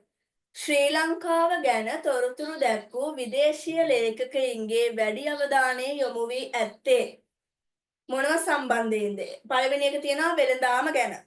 දෙවෙනි එක තියෙනවා මෙහි ජීවත් ව්‍යාප්ත වූ ආගම් ගැන. තුන්වෙනි එක තියෙනවා අනුරාධපුර පාලනය ගෙන ගිය පාලකයින් ගැන. හතරවෙනි එක තියෙනවා වරින් වර මෙරටට එල්ල වූ ආක්‍රමණ ගැන. පුතේ විදේශිකයෝ මෙරට ගැන ගොඩක්ම ලියලා තියෙන්නේ වෙළඳාම ගැන. පිළිතුර අංක 1. ඔන්න ඒක නම් ගොඩක් අය වරද්දලා තියෙනවා කියලා පේනවා. පිළිතුර අංක 1 වෙළඳාම ගැන සඳහන් කරලා තමයි එයාලා ගොඩක්ම පොත්පත් රචනා කරලා තියෙන්නේ. පිළිතුර අංක 1. බලන්න 22 වෙනි ප්‍රශ්නේ. ඉතිහාසයේ යන්නට දිය හැකි වඩාත් සුදුසු හැඳින්වීම කුමක්ද? සුදුසු හැඳින්වීම. බලන්න පළවෙනි එක තියෙනවා ඉතිහාසය යනු මිනිසුන් ඒ අවදිවල ලියා තැබූ දේ. වඩා සුදුසු එකනේ අහන්නේ. දෙවැනි එක තියෙනවා ඉතිහාසය යනු අතීත මිනිස් ක්‍රියාකාරකම් පිළිබඳව කෙරෙන ක්‍රමවත් හැදෑරීමකි. තුන්වෙනි එක තියෙනවා ඉතිහාසය යනු පැරණි මිනිස් වර්ගයාගේ වාරි කර්මාන්ත හා සිද්ධාන්ත පිළිබඳව තොරතුරු විමසා බැලීම. දැන් අපි ඒව ගැන විතරක් නෙමෙයිනේ පුතේ තොරතුරු හොයලා බලන්නේ නේද? හතරවෙනි එක තියෙනවා අතීතයේ ලියවුණු පොත්පත් ඇසුරින් ඒ යුගවල තතු අවබෝධ කර ගැනීම ඉතිහාසය වේ. පුතේ පිළිතුර අංක 2. ඉතිහාසය යනු අතීත මිනිස් ක්‍රියාකාරකම් පිළිබඳව කෙරෙන ක්‍රමවත් හැදෑරීමකි. පිළිතුර අංක 2. very good. ඒක ගොඩක් දරුවන්ගේ හරි. ඊට පස්සේ ඔන්න තියෙනවා 23 වෙනි ප්‍රශ්නේ. දේශීය සාහිත්‍ය මූලාශ්‍රයක් වන දීපවංශය පිළිබඳව පහත දක්වා ඇති නිගමන වලින් ඔබට පිළිගත හැකි නිගමන ඇතුළත් පිළිතුර ABCD කියලා හතරක් දීලා තියෙනවා. අහන්නේ පුතේ මෙතනින් දීපවංශය පිළිබඳව හරි පිළිතුරු ටික මොකක්ද කියලා. බලන්න පළවෙනි එක තියෙනවා ක්‍රිස්තු වර්ෂ 4 වන සියවසේදී පමණ රචනා කරන ලද්දකි. ඒක හරිද වැරදිද? ඒක හරි. දෙවැනි එක තියෙනවා ඇතැම් ඓතිහාසික පුවත් සඳහන් කර ඇත්තේ කෙටියෙනි. ඒකත් හරි. මේක අපි ඉගෙන ගන්නවා දීපවංශයේ පවතින අඩුපාඩුවක් විදිහට. බලන්න C. ඓතිහාසික තොරතුරු දැක්වීමේදී පුනරුක්ති දෝෂ දක්නට ඇත. පුතේ ඒකත් හරි. පුනරුක්ති දෝෂ තියෙනවා, සංක්ෂිප්ත ගැටලු තියෙනවා. Cත් හරි. ඔන්න ABC හරි. D තියෙනවා මහා පැරකුම් රාජ්‍ය සමය වඩා සවිස්තරව දැක්වීමට දීපවංශ කතුවරයා උත්සාහ කර ඇත. එහෙම එකක් අපි ඉගෙනගෙන නැහැ. පුතේ පිළිතුර අංක 2. පිළිතුර අංක 2 ABC. ABC. පුතේ 21ට පිළිතුර අංක 1. 21ට පිළිතුර අංක 1. හරි බලන්න 24 වෙනි ප්‍රශ්නේ. ඔන්න දැන් මං කියපු එක නේද? ලකුණු 3ක් හරි ලකුණු 4ක් හරි අහනවා කිව්ව ප්‍රශ්නේ. ඉතිහාසය අධ්‍යයනය කරනකොට ඉතිහාසය ඉගෙන ගන්නකොට සාහිත්‍ය මූලාශ්‍ර යොදා ගැනීමේදී අපි සැලකිලිමත් වෙන්න ඕන කරුණක් නොවන්නේ මොකක්ද? කතුවරයාගේ පීඩන මට්ටම. කතුවරයා මොන පීඩනයක ඉඳලා රචනා කරනවද කියන්නේ අපිට වැඩක් වෙන්නේ නැහැනේ පුතේ නේද? අංක 3 පිළිතුර ඒක නම් ඉතාමත්ම ලේසි ප්‍රශ්නයක්. බලන්න පුතේ ප්‍රශ්න අංක කීයද? 25. ප්‍රශ්න අංක 25. ලංකා ඉතිහාසය හැදෑරීමට ඇති දේශීය සාහිත්‍ය මූලාශ්‍ර පමණක් අඩංගු පිළිතුර මොකක්ද කියලා අහන්නේ. දේශීය සාහිත්‍ය පමණක්. පිළිතුර අංක 3. නිකාය සංග්‍රහය සියබස් ලකර සහ සසඳාවත. සසඳාවත පිළිතුර අංක 3. පළවෙනි එක ගන්න බෑ රාමායනයේ ඉන්දියානු මූලාශ්‍රයක්. එදා හෙළදිව ගන්නත් බෑ ඒක ඉංග්‍රීසි මූලාශ්‍රයක්. ඊට පස්සේ ආපහු 4 වෙනි එකේ තියෙනවා රාමායනය ඒක ගන්න බෑ. පිළිතුර අංක 3. කීයද පහෙන්? පහෙන් කීයද? very good. ගොඩක් හොඳයි. පුතේ ඇහුවේ කීයද? 24 වෙනි ප්‍රශ්නෙට පිළිතුර අංක 3. 24ට පිළිතුර අංක 3. හරි. දැන් 26 ඉඳලා 30 වෙනකන් අපි කරමු. 26 30. 26 30. ඔයාලට කිසිම කම්මැලිකමක් නැහැ ඔන්න MCQ ටික කරනකොට. මේකෙන් ඔයාලගේ ටයිමින් එකත් හැදෙනවා පුතේ. තේරුණාද? ඔයාලා දන්නේ නැතිවම ඔයාලගේ ටයිමින් එක තමයි මේ හැදෙන්නේ. මොකද එකපාරෙන් පේපර් එක කරන්න කිව්වොත් එහෙම ඔයාලා කම්මැලි. නමුත් මෙහෙම ප්‍රශ්න පොඩ්ඩෙන් පොඩ්ඩ කරනකොට ඔයාලට කම්මැලිකමකුත් නැහැ. ඔයාලා දන්නේම නැතිව ඔයාලගේ ටයිමින් එකත් නිකම්ම හැදෙනවා. හරි. නොදැනුවත්වම මේක වෙනවා. 26 ඉඳලා 30 වෙනි ප්‍රශ්නෙට එනකම් කරන්න. පුතේ 25ට ආංශයක අංක 3. 25ට ආංශයක අංක 3. නිකාය සංග්‍රහය සියබස් ලකර සසඳාවත. දැන් 26 30 කරන්න. ඉස්සෙල්ලම 26 27 28 කරන්න පුතේ ස්ක්‍රීන් එක බලාගෙන කරන දරුවෝ ඊට පස්සේ මම පහළට දාන්නම් ස්ක්‍රීන් එක.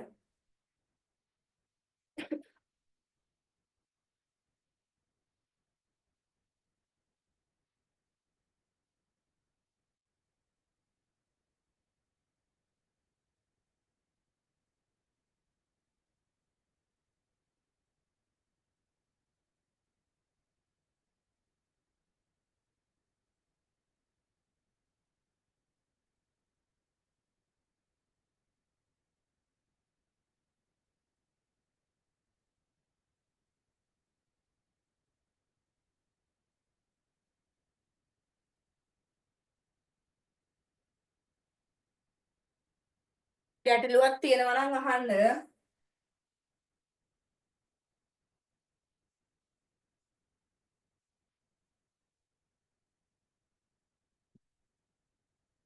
අවසානයේදී බලමු ලකුණු කොහොමද කියලා කට්ටියගේ.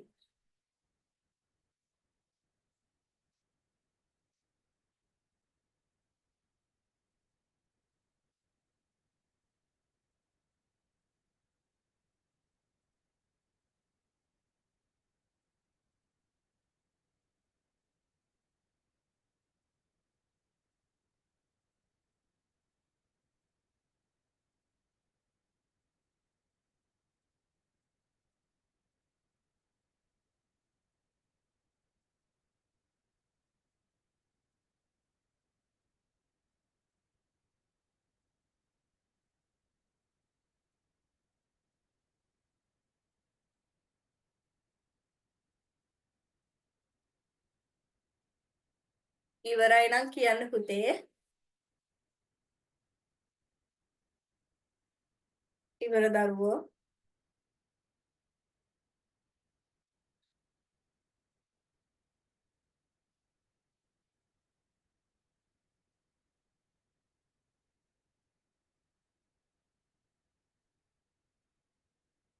දැන් හැමෝම channel එක follow කරා නේද? WhatsApp channel එක.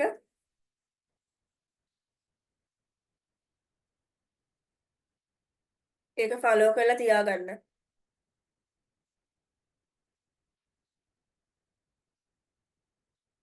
හරි අපි සාකච්ඡා කරමු පුතේ. බලන්න 26 වෙනි ප්‍රශ්නේ. 26. ඉතිහාසය ගොඩනැගීමේදී මොනවද වැදගත් වෙන්නේ? පළවෙනි එක තියෙනවා පැරණි සාහිත්‍ය මූලාශ්‍ර වැදගත් වේ. ඒක හරි. දෙවෙනි එක තියෙනවා පුරාවිද්‍යාත්මක මූලාශ්‍ර වැදගත් වේ. ඔන්න පුතේ ඒකත් හරි. තුන්වෙනි එක තියෙනවා විදේශීය සාහිත්‍ය මූලාශ්‍ර වැදගත් වේ. ඒකත් හරි. එතකොට හතරවෙනි එක තියෙනවා ඉහත සියල්ලම වැදගත් වේ. පිළිතුර අංක 4. පිළිතුර අංක 4 ඉහත සියල්ලම වැදගත් වේ. 27 වෙනි ප්‍රශ්නය.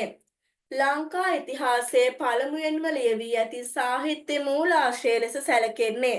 මං කියලා දුන්නා වඩාත් පැරණිතම මූලාශ්‍රය මොකක්ද කියලා. පිළිතුර අංක 4 දීප වංශය.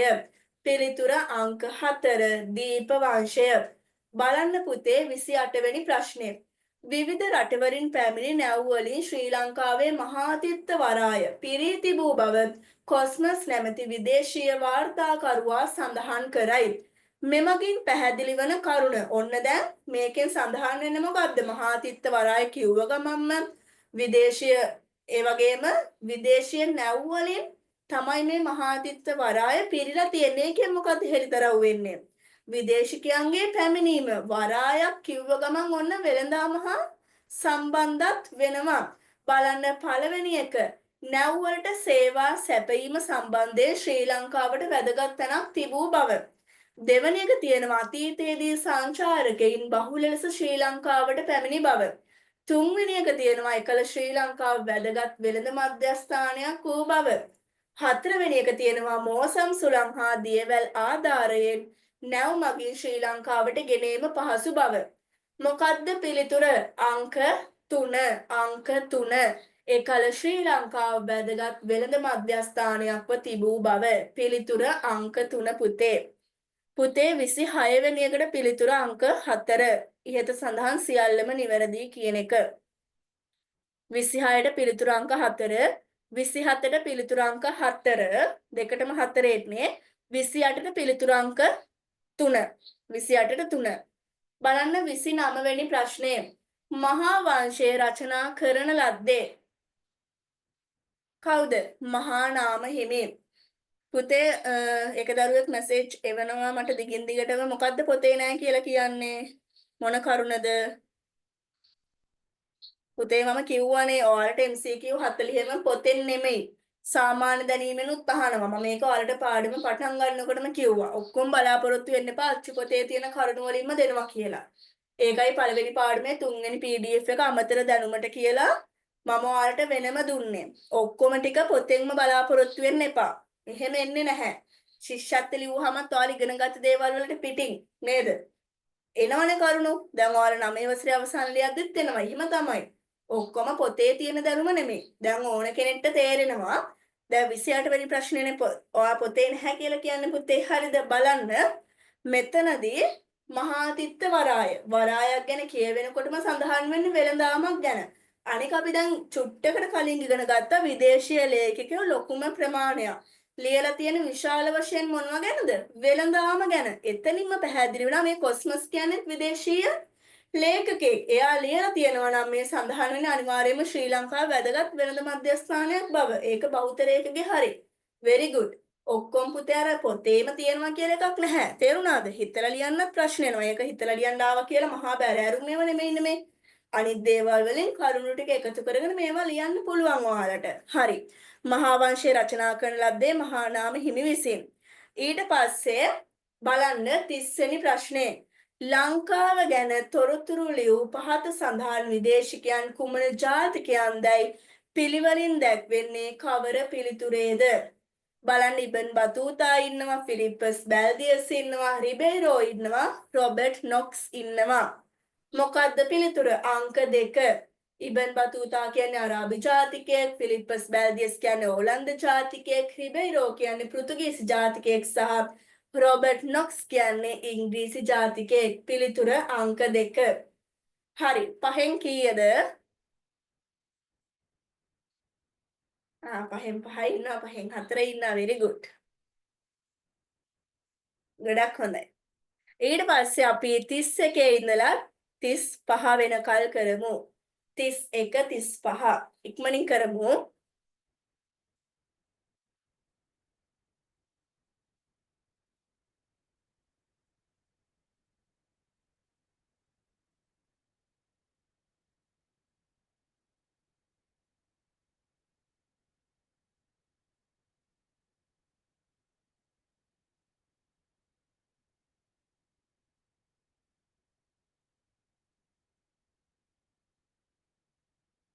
31 35 කරමු අපි.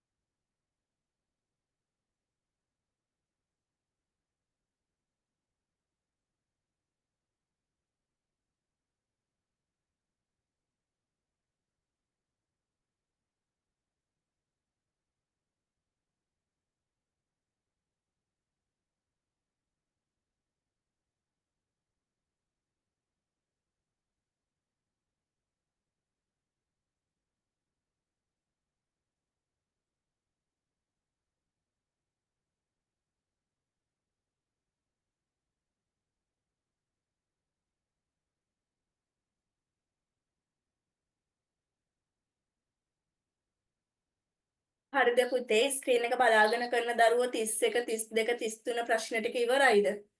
මම ස්ක්‍රීන් එක දාන්නද පහලට? පුතේ මෙතන 11 වසරේ දරුවෝ ඉන්නවා නම් මතක තියාගන්න හෙට උදේ 8ට ඔයාලගේ ක්ලාස් එක තියෙනවා. හෙට උදේ 8ට දෙවෙනි පාඩම් පටන් ගන්නවා.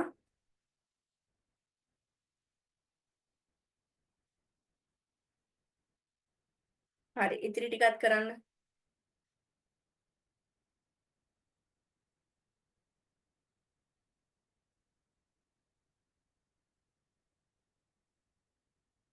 ගිය පාර ෂෝට් නෝට් ප්‍රෝග්‍රෑම් එකේ වින් කරපු දරුවෝ ඉන්නවද?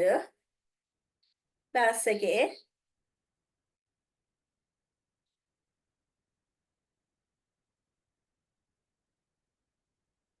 ඉන්නවනේ අපේ රශ්මි.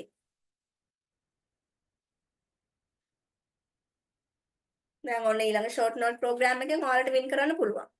ඊට පස්සේ ඉස්සෙල්ලම ෂෝට් නෝට් ප්‍රෝග්‍රෑම් එකෙන් වින් කරේ ඉන්නවද?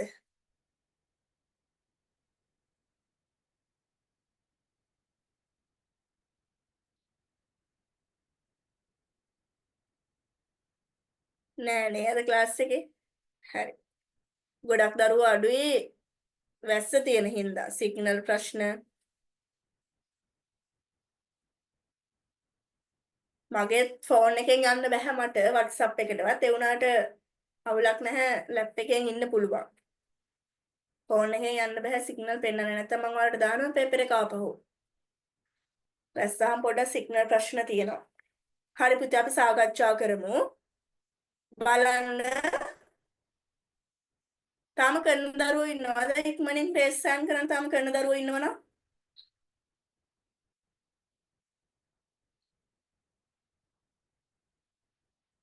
කවුරුත් නැද්ද?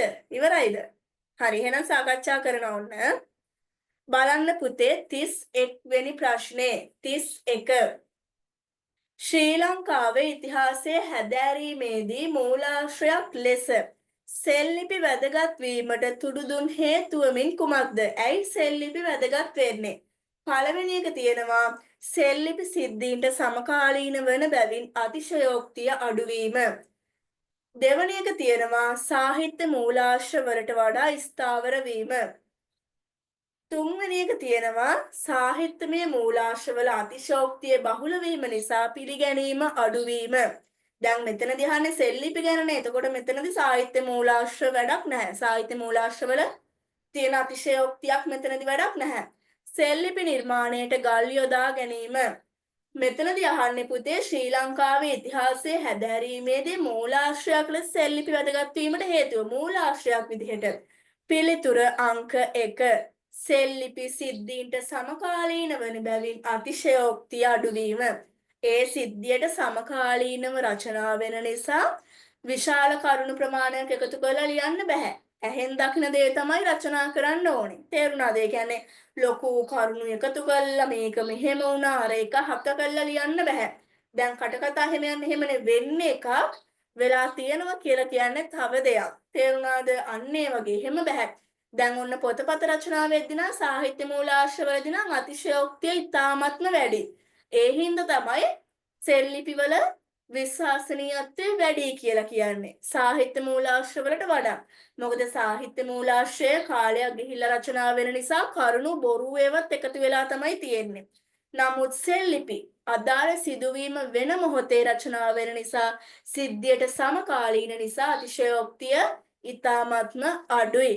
තේරුණා නේද? පිළිතුර හරි නේද දරුවනේ ඔයාලගේ? very good. ගොඩක් දරුවන්ගේ හරි. ඊට පස්සේ බලන්න පුතේ 32 වෙනි ප්‍රශ්නය. මේ පැත්තේ තියෙනවා ආ කොටසේ තියෙනවා විදේශීය කතුවරු. ඊට පස්සේ ආ කොටසේ තියෙනවා යාළගේ කෘති ටික. බලන්න මොකක්ද මෙතන පිළිතුර වෙන්න ඕනේ?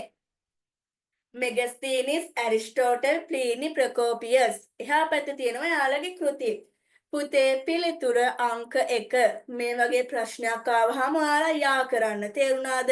මනසින් හදන්න යන්න එපා. පැටලෙවෙනවා. ඔයාලගෙන පේපර් එක ඔයාලට මේකේ කටු බලියන්දත් කමක් නැහැ. මොකද ඔයාලගේ තමයි පේපර් එක. ඕන දෙයක් කරන්න පුළුවන්. ඔයාලා මේවා ලස්සනට ඔහම යා කරගන්න. තේරුණාද? ලස්සනට ඕනේ නැහැ. යා කරගන්න. නැත්තම් අර ඒ කියන්නේ මෙගස්තීනිස් දෙන්නේ මෙන්න මේක. ඇරිස්ටෝටල්ට එන්නේ මෙන්න මේක. එහෙම කියලා හිතින් හදන්න ගියොත් මොකද වෙන්නේ? ඕක අවසාන පිළිතුර එනකොට චුට්ටක් පැටලිලා තියෙන්න පුළුවන්. මුකුත් ඕනේ නැහැ. ඔයාලා කර ඉන්න පෑනෙන්ම හරි කමක් නැහැ. පැන්සලෙන්ම හරි කමක් නැහැ. ඕක යා කරගන්න. ආයි මේක කාටවත් දෙන්නේ නැහනේ. පේපර් එක අතට අරගෙන බලන්නේ නැහනේ ටීචර්ස්ලා කවුද හොඳටම පේපර් එක පාවිච්චි කරලා තියෙන්නේ කියලා නේද? පේපර් එක ඔයාලා තමයි මේක පාවිච්චි කරන්නේ. හින්දා පුතේ කියලා දෙනකොටත් අමතර කරුණු තියෙනවා නම් ඒ ළඟින් ලියා ගන්න. තේරුණාද? දෙපාරක් හිතන්න එපා. කුණු ගෑවෙනවනේ, කැත වෙනවනේ. එහෙම හිතන්න එපා. අවශ්‍ය වෙලාවෙදිම ඒක එතනින් ලියා ගන්න. හරි. පිළිතුර වෙන්නේ පුතේ පිළිතුර අංක 1. බලන්න මෙගස්තීනිස්ගේ මොකද්ද මෙගස්තීනිස්ගේ ඉන්ඩිකා. ඇරිස්ටෝටල්ගේ ඩිමුන්ඩෝ කෘතිය. ප්ලීනිගේ නැචුරාලිස් හිස්ටොරියා. ප්‍රකෝපියස්ගේ පර්සියානු යුද්ධය. පිළිතුර අංක 1. පිළිතුර අංක 1. පුතේ 31ට පිළිතුර අංක 1. 31ට පිළිතුර අංක 1. බලන්න පුතේ 33 වෙනි ප්‍රශ්නේ. ගල්ලෙන් වල කටාරම අසල ලියූ ලිපි හඳුන්වන්නේ මොන නමින්ද? පිළිතුර අංක 2. පිළිතුර අංක 2 ලෙන් ලිපි නමිනි. පිළිතුර අංක 2 ලෙන් ලිපි නමිනි. බලන්න 34 වෙනි ප්‍රශ්නේ. ශ්‍රී ලංකා ඉතිහාසයේ ගොඩනැගීමේදී විදේශීය සාහිත්‍ය මූලාශ්‍ර අතර වැදගත් කෘතියක් වන ඉන්ඩිකා. දැන් අපි ඉස්සෙල්ලා කතා කරා. ඉන්ඩිකා කෘතිය රචනා කරේ කවුද? මෙගස්තීනිස්. ඒව මතක තියාගන්න. මෙගස්තීනිස්ගේ ඉන්ඩිකා කෘතිය. ඊට පස්සේ ওই විදිහට ඔක්කොම මූලාශ්‍රික කතුවරයා කෘතියයි වෙන වෙනම මතක තියාගන්න. ඒ වගේම යාලා අයිති වෙන රටවල් මොනවද? ඊට පස්සේ පුතේ 35 වෙනි ප්‍රශ්නේ. ශ්‍රී ලංකාව ගැන ලියූ චීන ජාතිකයෙකි. චීන ජාතිකයෝ දෙන්නයි ශ්‍රී ලංකාව ගැන තොරතුරු සඳහන් කරලා තියෙන්නේ පාහියන් හිමි සහ හියුන්සාන් හිමියන්. පාහියන් හිමි ශ්‍රී ලංකාවට වැඩම කරලා තොරතුරු රචනා කළා. හියුන්සාන් හිමි ශ්‍රී ලංකාවට වැඩම කරේ නැහැ. ඒකත් මතක තියාගන්න. පාහියන් හිමි තමයි ශ්‍රී ලංකාවට වැඩම කරේ. පිළිතුර අංක 4 පාහියන්. පිළිතුර අංක 4 පාහියන්. ලකුණු කොහොමද? පහෙන් කීයද? පහෙන් කීයද? පහෙන් 5යි. very good. හරි. ගොඩක් හොඳයි. fit. අපි දැන් 36 වෙනි ප්‍රශ්නේ කරමු. 36 ඉඳලා 40 වෙනකල් කරන්න. 36 ඉඳලා 40 වෙනකල් කරන්න. 36 40.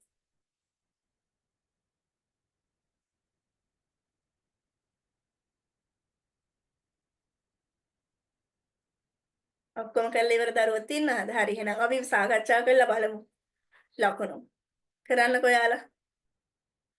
36 40.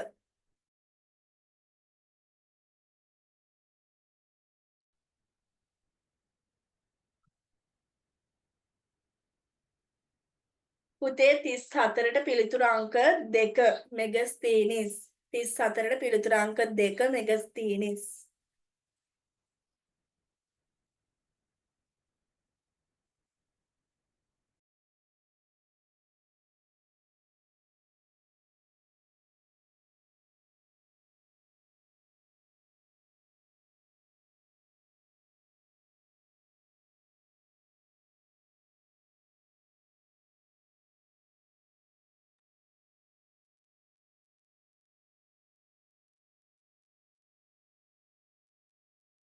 හරි පුතේ සමහර පැතිවලට සිග්නල් අඩුයි තමයි. ඔයාලට මග හැරෙන එකක් තියෙනවා නම් අහන්න.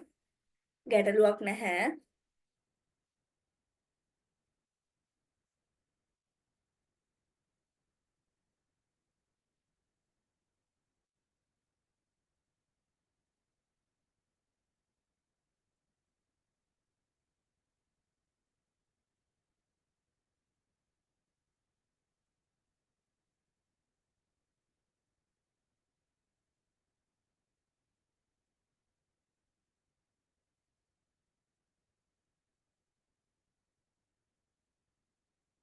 කරලා ඉවර දරුවෝ ඉන්නවා නම් chat එකට message එකක් දාන්න පුතේ.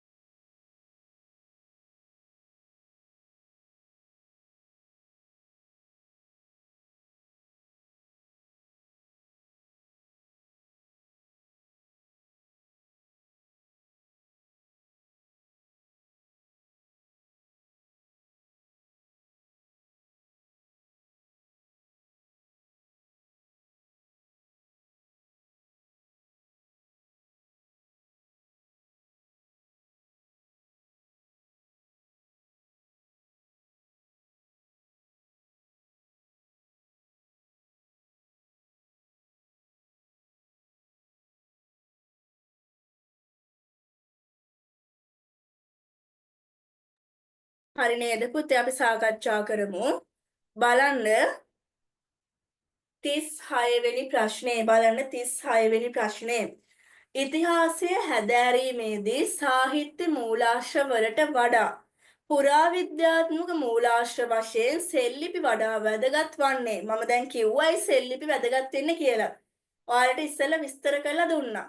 මොකද්ද? පිළිතුර අංක 1. සෙල්ලිපි සමකාලීනව ලියවී ඇති හේයින් ඒවා වඩා නිවැරදිය. බොරු ලියලා නැහැ, ඇත්ත ලියලා තියෙන්නේ, අතිශයෝක්තියක් නැහැ. මොකද අදාළ සිදුවීම වෙන කාල සීමාවේදීම තමයි පුතේ සෙල්ලිපි රචනා කරලා තියන්නේ. ආයි බොරු ලියන්න කාලයක් ඉතිරි වෙලා නැහැ, අතිශයෝක්තියෙන් වර්ණනා කරන්න කාලෙකුත් ඉතිරි වෙලා නැහැ. පිළිතුර අංක 1. ගොඩක් හොඳයි.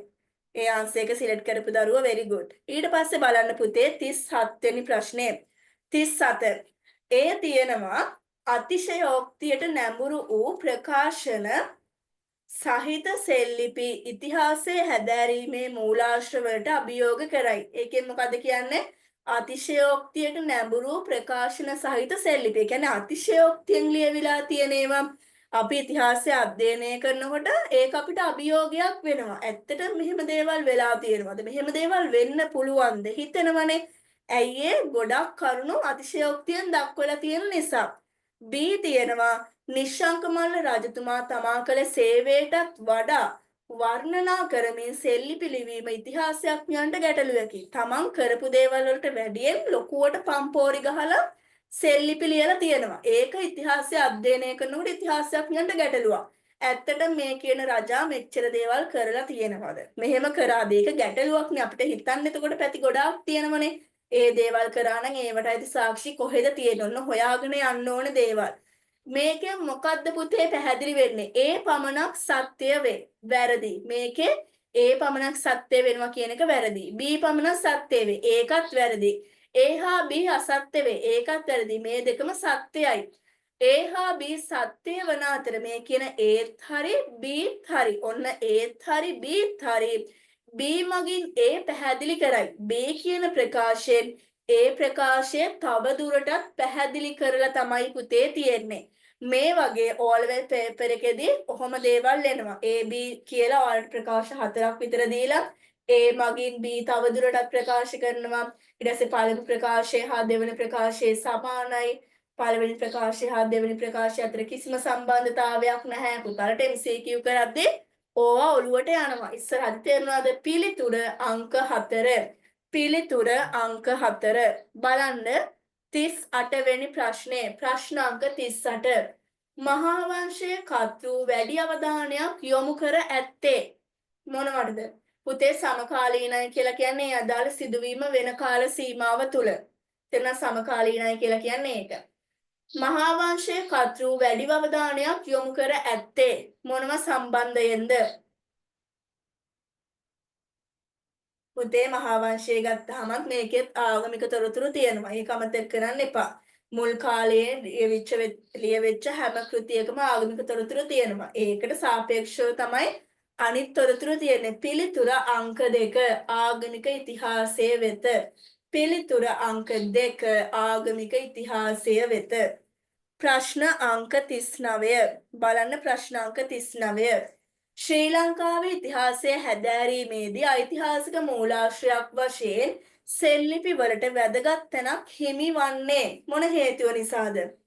39ට පිළිතුර වෙන්න පුළුවන් මොකද්ද? පළවෙනි එක තියෙනවා සෙල්ලිපි වල අන්තර්ගත කරුණු අදාළ සිද්ධීන්ට සමකාලීන වීම නිසා. ඊටාත්ම නිවැරදි. දෙවැනි එක තියෙනවා රජවරු පිළිබඳව තොරතුරු දැනගත හැකි වීම නිසා. ඒක වැදගත් තැනක් හිමි වෙන්න හේතුවක් නෙමෙයිනේ නේද? දේශපාලනික ආර්ථික සංස්කෘතික තොරතුරුයින් ලබාගත හැකිවීම නිසා රජවරුන් විසින් භික්ෂූන් වහන්සේලාට කරන ලද පරිත්‍යාගයන් සඳහන් වන නිසා පුතේ මෙතන ගන්න පුළුවන් වඩාත් ආසන්නතම පිළිතුර අංක 1 සෙල්ලිපිවල අන්තර්ගත කරුණු අදාළ සිද්ධීන්ට සමකාලීන වීම පිළිතුර අංක 1 මහා වංශයේ මුල් කොටස අවසන් වන්නේ කුමන රජුගේ කාලයෙන්ද? කාගේ කාලයෙන්ද? පිළිතුර අංක 3 මහසෙන්. බුදුන් වහන්සේගේ ලංකා ගමනේ සිට මහසෙන් රජුගේ පාලන සමය දක්වා මහා වංශය ගත්තත් දීප වංශය ගත්තත් මේ කියන රජවරුන්ගේ කාල සීමාව දක්වා පුතේ තොරතුරු අන්තර්ගත වෙනවා. තේරුණාද? දෙකේම කාල සීමාව සමානයි. කීයද ලකුණු? ලකුණු කීයද? පහෙන්. පහෙන් පහම තියෙනව නේද? කීය වුණත් කමක් නැහැ. දාන්න හදන ඔයාලා පළවෙනි පාරට MCQ කරන්නේ මාත් එක්ක. very good. ගොඩක් හොඳයි. දැන් පුතේ කරන්න 41 වෙනි ප්‍රශ්නේ ඉඳලා 45 වෙනකම්. 41 45 අවසානට බලමු ලකුණු කොහොමද කට්ටියගේ කියලා. 41 45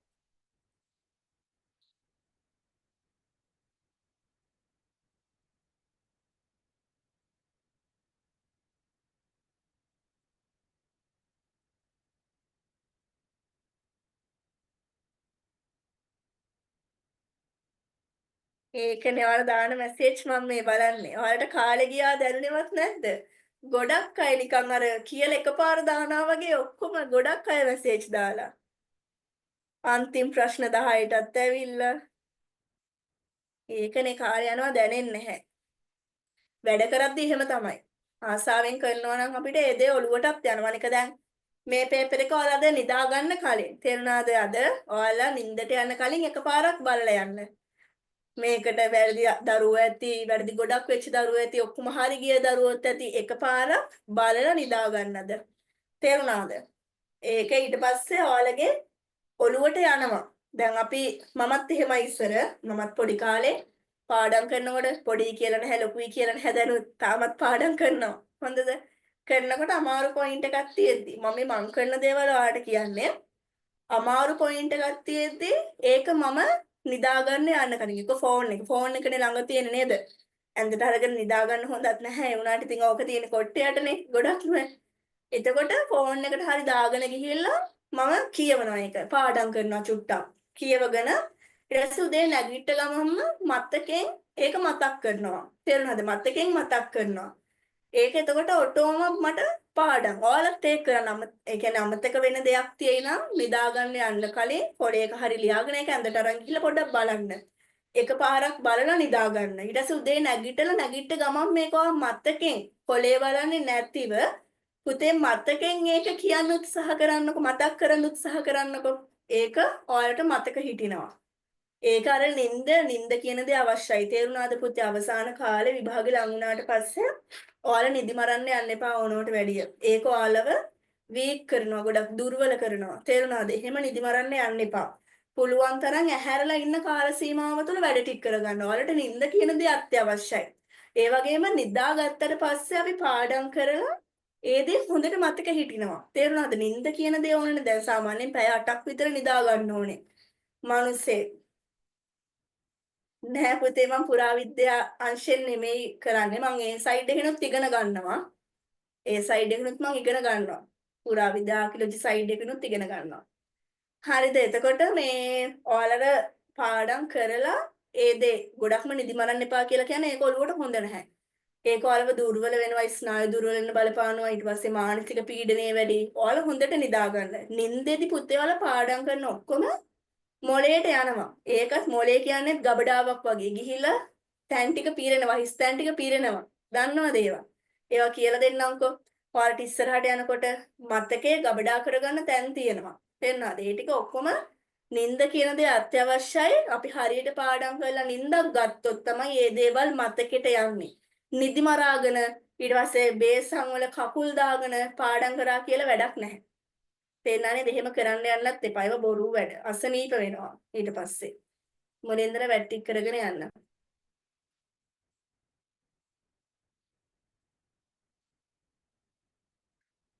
අන්න දැන් කට්ටිය ප්‍රශ්න අහනවා මම ඉගෙන ගන්න ඒවා. හරි මම කියන්නම්කෝ ඔයාලට.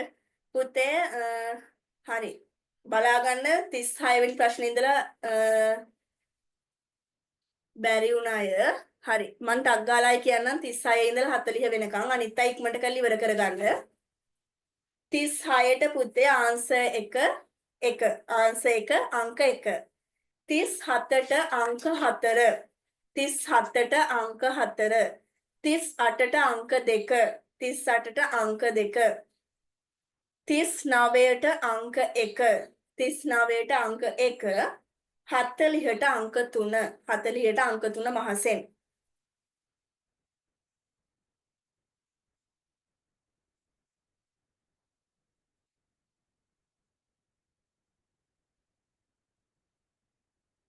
තවත් ප්‍රශ්නයක් අහනවා පාඩම් කරලා නිදා ගන්න එකද හොඳ උදේම නැගිටලා පාඩම් කරන එකද? මෙහෙමයි මම නම් පාඩම් කළේ උදේ නැගිටලා පාන්දර වෙලාව. නිදි මරාගෙන රෑ හැරගෙන හිටියේ නැහැ. එහෙම හැරගෙන ඉන්න උනේත් කැම්පස් එකේ එක්සෑම් කාලෙදී තාම ඉතින් කරන නිසා ඒ ඇරෙන්න මම ඔයාලගේ වයසේදී පුතේ උදේ නැගිටලා තමයි පාඩම් කරේ. පාන්දර 4 ඒ ටයිම් තමයි පාඩම් කරන්න හොඳ. තේරුණාද? පාන්දර 4 5 එන්නේ ටයිම් එක මාරම හොඳයි. මොකද ඔයාලා හොඳ නිින්දක් ලබලානේ ඇහැරිලා පාඩම් කරන්නේ. ඒක තමයි හොඳම. රෑ නිදි මරාගෙන කියන ගණන් වගේ හැදුවට කමක් නැහැ. මොකද රෑ කියන නිින්ද එන වෙලාවනේ ඔයාලට. එතකොට පාඩම් කරන්න ගත්තොත් ඔයාලට නිදිමත වැඩි. එහෙනම් උදේ නැගිටලා පාඩම් කරන්න. ඒක ගොඩාක් හොඳයි. ඉස්සරහට මම ඔයාලට කියලා දෙන්නම්කෝ. හරි. හරි පුතේ අපි සාකච්ඡා කරමු. බලන්න 41 වෙනි ප්‍රශ්නේ 41. ශ්‍රී ලංකාවේ අවුරුදු 2500ට වඩා පැරණි අඛණ්ඩ ලිඛිත ඉතිහාසයක් ගොඩනගා ගැනීමට මින් වඩාත් උපකාරී වන්නේ මොකක්ද? කියන්න බලන්න. 41ට මොකක්ද පිළිතුර? අංක 4 මහා වංශය. අඛණ්ඩ ලිඛිත ඉතිහාසයක් රචනා කිරීමට වැදගත් වෙන්නේ පුතේ මහා වංශය. පැරණි කාසි පිළිබඳව හදාරනු ලබන විෂය හඳුන්වන්නේ පිළිතුර අංක 4 නානක විද්‍යාව. ගල්පොත සෙල්ලිපිය කර වූ පොළොන්නරුවේ පාලකයා වන්නේ පිළිතුර අංක 3 නිශ්ශංක මල්ල රජතුමා. පිළිතුර අංක 3 නිශ්ශංක මල්ල රජතුමා. 44 ඓතිහාසික මූලාශ්‍ර අතර අද්විතීය ස්ථානයක් මහා වංශයට හිමිවන්නේ ඇයි ඒ? පළවෙනි එක තියෙනවා ආගමික තොරතුරුෙහි සඳහන් වන නිසා. දෙවෙනි එක තියෙනවා පැරණි දේශපාලන යන්ත්‍ර හා ආර්ථික තොරතුරුෙහි සඳහන් වන නිසා. තුන්වෙනි එක තියෙනවා එහි එන බොහෝ කරුණු ශිලාලේඛන වලින් තහවුරු වීම නිසා.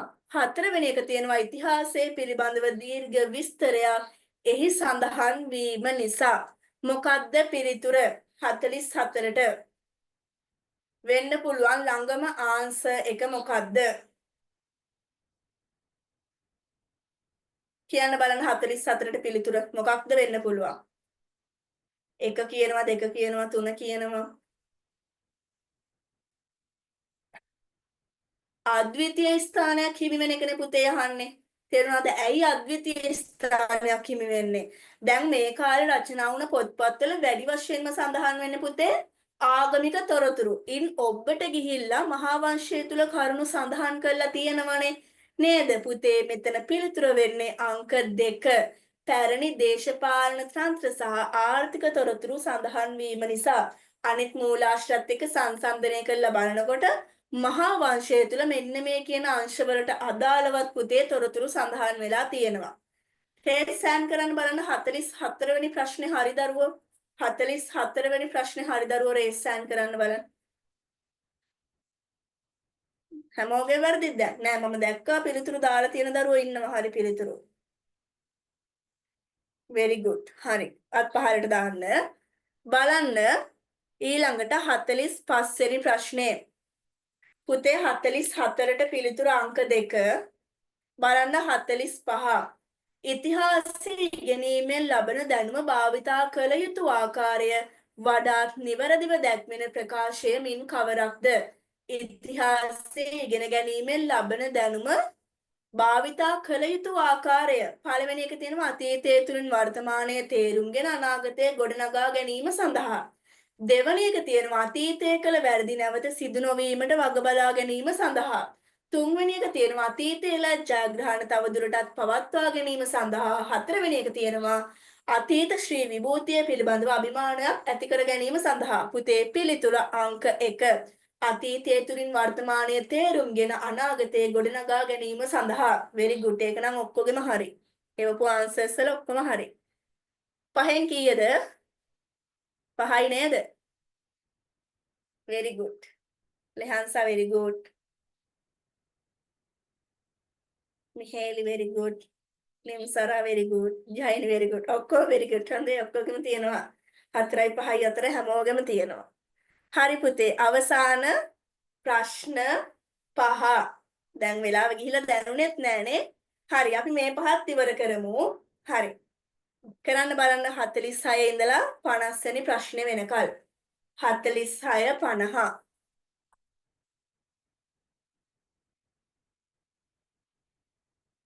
ඊළඟ සතිය තුල ඉඳලා පුතේ ඔන්න ඔයාලට පේජ් ගෲප් එක හරහා තමයි පන්තියට සම්බන්ධ වෙන්න පුළුවන් වෙන්නේ. ඒ හින්දා මේ සතිය තුල ලියාපදිංචි වෙලා ඒ සතියට අදාළ නිබන්ධන ටික අරගෙන තියාගන්න. ඒ වගේම පුතාලට පළවෙනි පාඩමේ මග හැරුණ කොටස් තියෙනවා නම් ඒ ටිකයි රෙකෝඩින්ග්ස් ටිකයි ඔයාලට ගන්න පුළුවන්. ආයි ක්ලාස් තියෙන ලබන අඟහරුවාදා උදේ 8ට පාසල් නිවාඩුනේ. ලබන අඟහරුවාදා උදේ 8ට තමයි පුතේ පන්ති පැවැත්වෙන්නේ.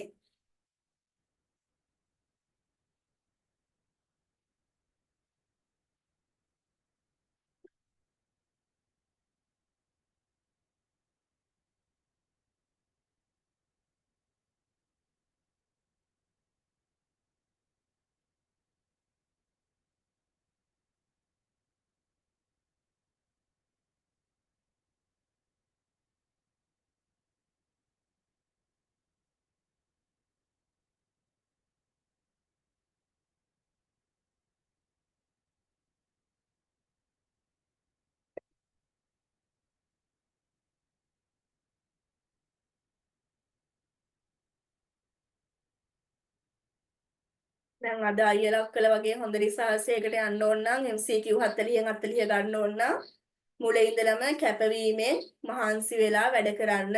තේරුණා නේද? උපරිම කැප වෙන්න. 10 වසරේ සිලබස් එක 10 වසරේදීම ඉවර කරලා 11 වසරට යන්න. ආයි 11 වසරේදී ගිහිල්ලා බලන්න තියාගන්න එපා. ඒක එතකොට ඔයාලටම තමයි අවශ්‍ය වෙන්නේ 11 වසරේදී 11 වසරේ වැඩක් කරගන්න වෙන්නේ නැහැ 10 ටික කවර් කරගෙන තමයි ඉන්න වෙන්නේ. එහෙම ඕනේ නැහැ නේද? අපි 10 වසර ටික 10 වසරේදී ඉවර කරලා යමු.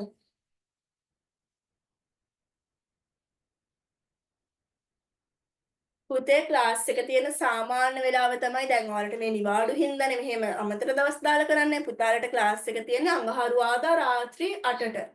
අඟහරුවාදා රාත්‍රී 8:10. ඒ වගේම තමයි පුතාලට යම්කිසි හේතුවක් හින්දා ක්ලාස් එකට සම්බන්ධ වෙන්න බැරි නම් පුතාලට රෙකෝඩින්ග්ස් ගන්න පුළුවන්. රෙකෝඩින් ටික නිබන්ධනයේ ඔක්කොම ටික ලැබෙනවා. තේරුණාද? ඒව මාසයක් පුරාවට බලන්න පුළුවන්. කිසිම ගැටලුවක් නැහැ. රෙකෝඩින් ටික ලැබෙනවා. ක්ලාස් තියෙන සාමාන්‍ය වෙලාව තමයි අඟහරුවාදා රාත්‍රී 8:10. හරි. මේ ටිකත් කරන්න ඕනි ස්ක්‍රීන් එක මම පහළට දැම්මා.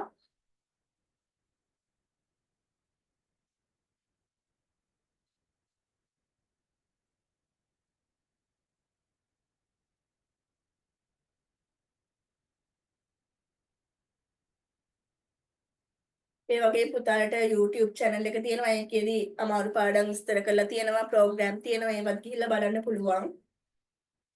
History with විශ්මි පෙරේරා කියලා YouTube account එක තියෙන්නේ, channel එක තියෙන්නේ. ගිහින් බලන්න. subscribe කරලා තියාගන්න. videos upload කරනවා. එතකොට පුතාලට ඒවත් බලන්න පුළුවන්.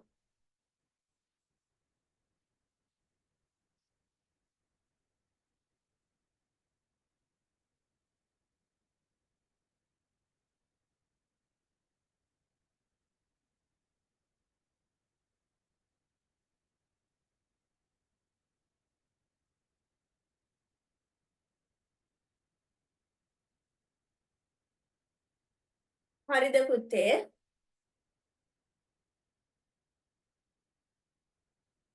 ඔව් පුතේ, ඔයාලා payment එක කළා slip එක දැම්මට පස්සේ හරි. numbers තියෙනවනේ මගේ. ඒකෙදි ඔයාලගේ නමයි දිස්ත්‍රික්කයයි ඇතුළත් කරලා එවන්න. ඒ වගේම 10 ශ්‍රේණිය කියලා slip එකේ ලියන්න. නැත්නම් message එකක් හරි දාන්න.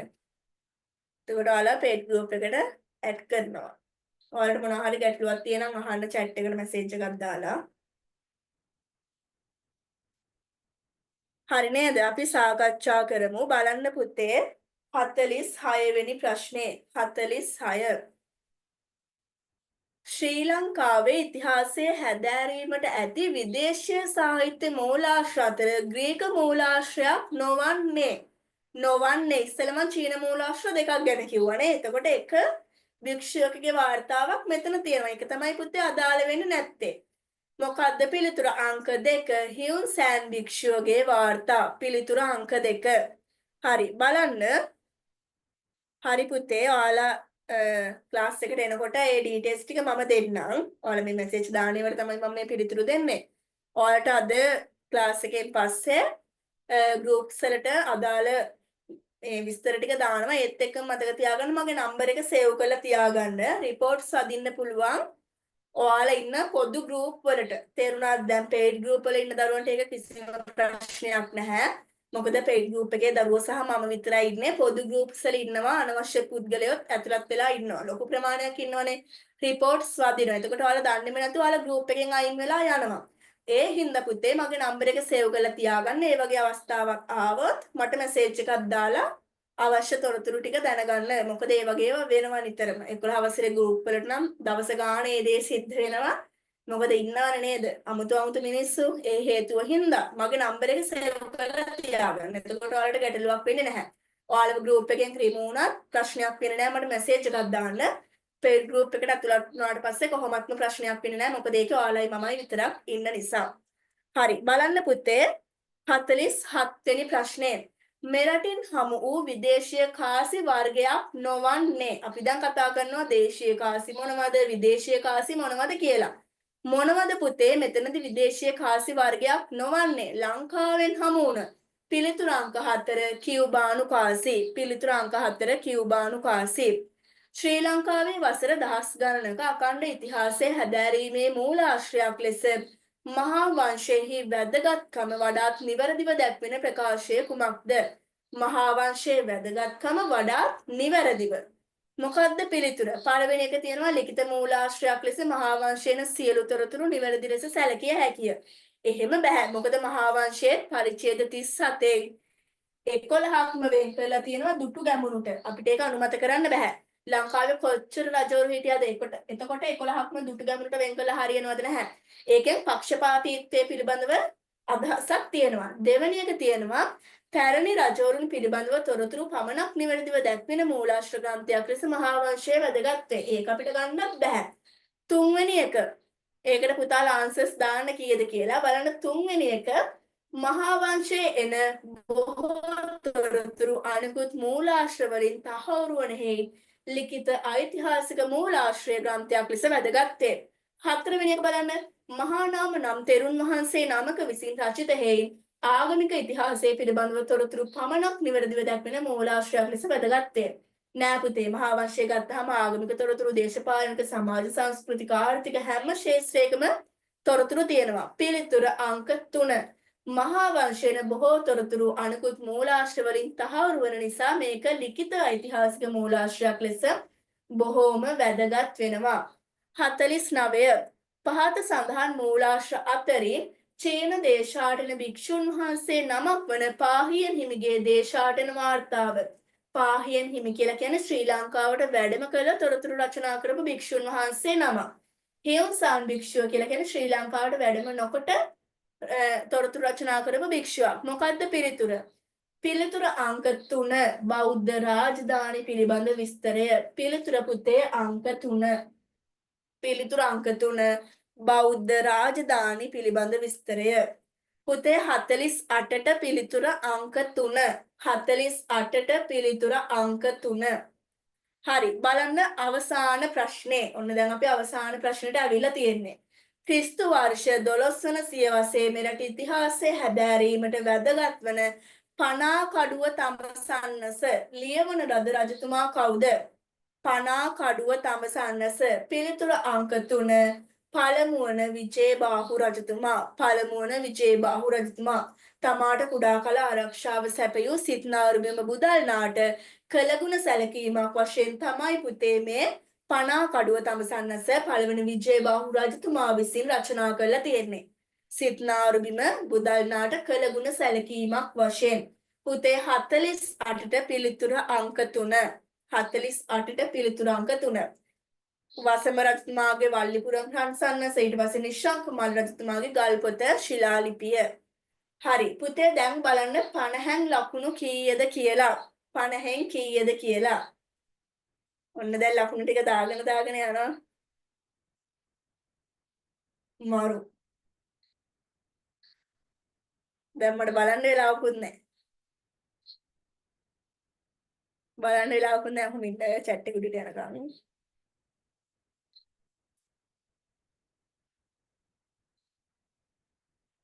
very good. Jayani very good. 45ක් තියෙනවා. මෙහෙලි very good 48යි. දැන් මම දුන්නේ 40යි 45යි නේ. ඔන්නෝල ඒ කවුන්ට් එකේ ඉන්නවා.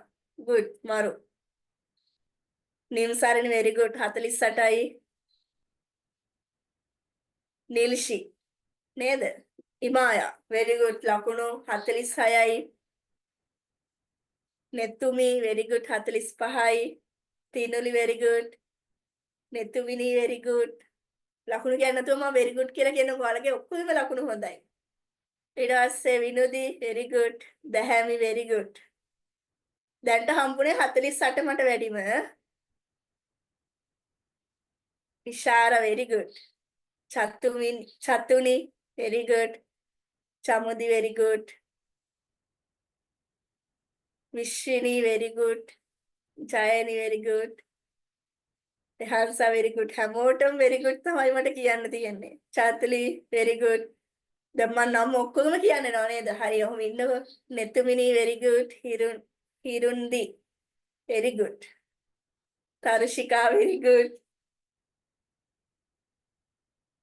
ඊට පස්සේ තව කවුද? සචිර very good. 47යි. යසසි very good. රශ්මි very good. කොහමද දැන් 48 තමයි වැඩිපුරම හම්බුනේ. හැමෝම හොඳයිනේ. ඔක්කොමල වගේ එවලක් තිබුණා නේද ලකුණු? 48 වැඩියෙන් ඉන්නේ 48 දෙන්නෙක් හිටියා. ගොඩක් හොඳයි. මට ගොඩක් සතුටුයි. 48 දෙන්නෙක් හිටියා. 47 එක්කෙනයි මට හම්බුනේ. කොහොම හරි හැමෝම 46ත් එක්කෙනෙක් ඉන්නවා. කොහොම හරි හැමෝම 40ට වඩා තිබ්බ. දැන් මම කියවපු ටිකෙන් හැමෝම 40ට වඩා තිබ්බ. ඒ කියන්නේ ලකුණු අඩු වුණා කියලා ඔයාලා අවුල් වෙන්න ඕනද? අවුල් වෙන්න ඕනෙම නැහැ. සමහරක් දරුවෝ අදම තමයි ක්ලාස් එකට ඇවිල්ලා තියෙන්නේ. තේරුණාද? කිසිසේත්ම ඔයාලා අවුල් වෙන්න ඕනේ නැහැ. හරි පුතේ අද කරපු ඒවා ඔයාලට පැහැදිලි වුණා නේද? තේරුණා නේද? ඔන්න පුතේ ඊළඟ සතිය සම්බන්ධ වෙනකොට ඔයාලා page group එක හරහා තමයි සම්බන්ධ වෙන්න ඕනේ. ඒකට අවශ්‍ය දේවල් ටික මම දැන් ක්ලාස් එකෙන් පස්සේ group එකට ඔයාලා ඉන්න groups වලට අප්ලෝඩ් කරන්නම්. මාර්ච් page group එකට ඔයාලා හැමෝම එකතු වෙන්න ලබන සතියේ ඉඳලා ඔන්න දෙවනි පාඩමේ ඉතිරි කොටස සාකච්ඡා කරගෙන යනවා. ඒ වගේම පුතාලට කලින් PDF ටික recordings ටික ගන්න පුළුවන්. එහෙනම් අදට ක්ලාස් එක නවත්තනවා. අපි ලබන සතියේ ක්ලාස් එකේදී හම්බෙමු. හරි එහෙනම් හැමෝටම ආයුබෝවන් පරිස්සමෙන් ඉන්න.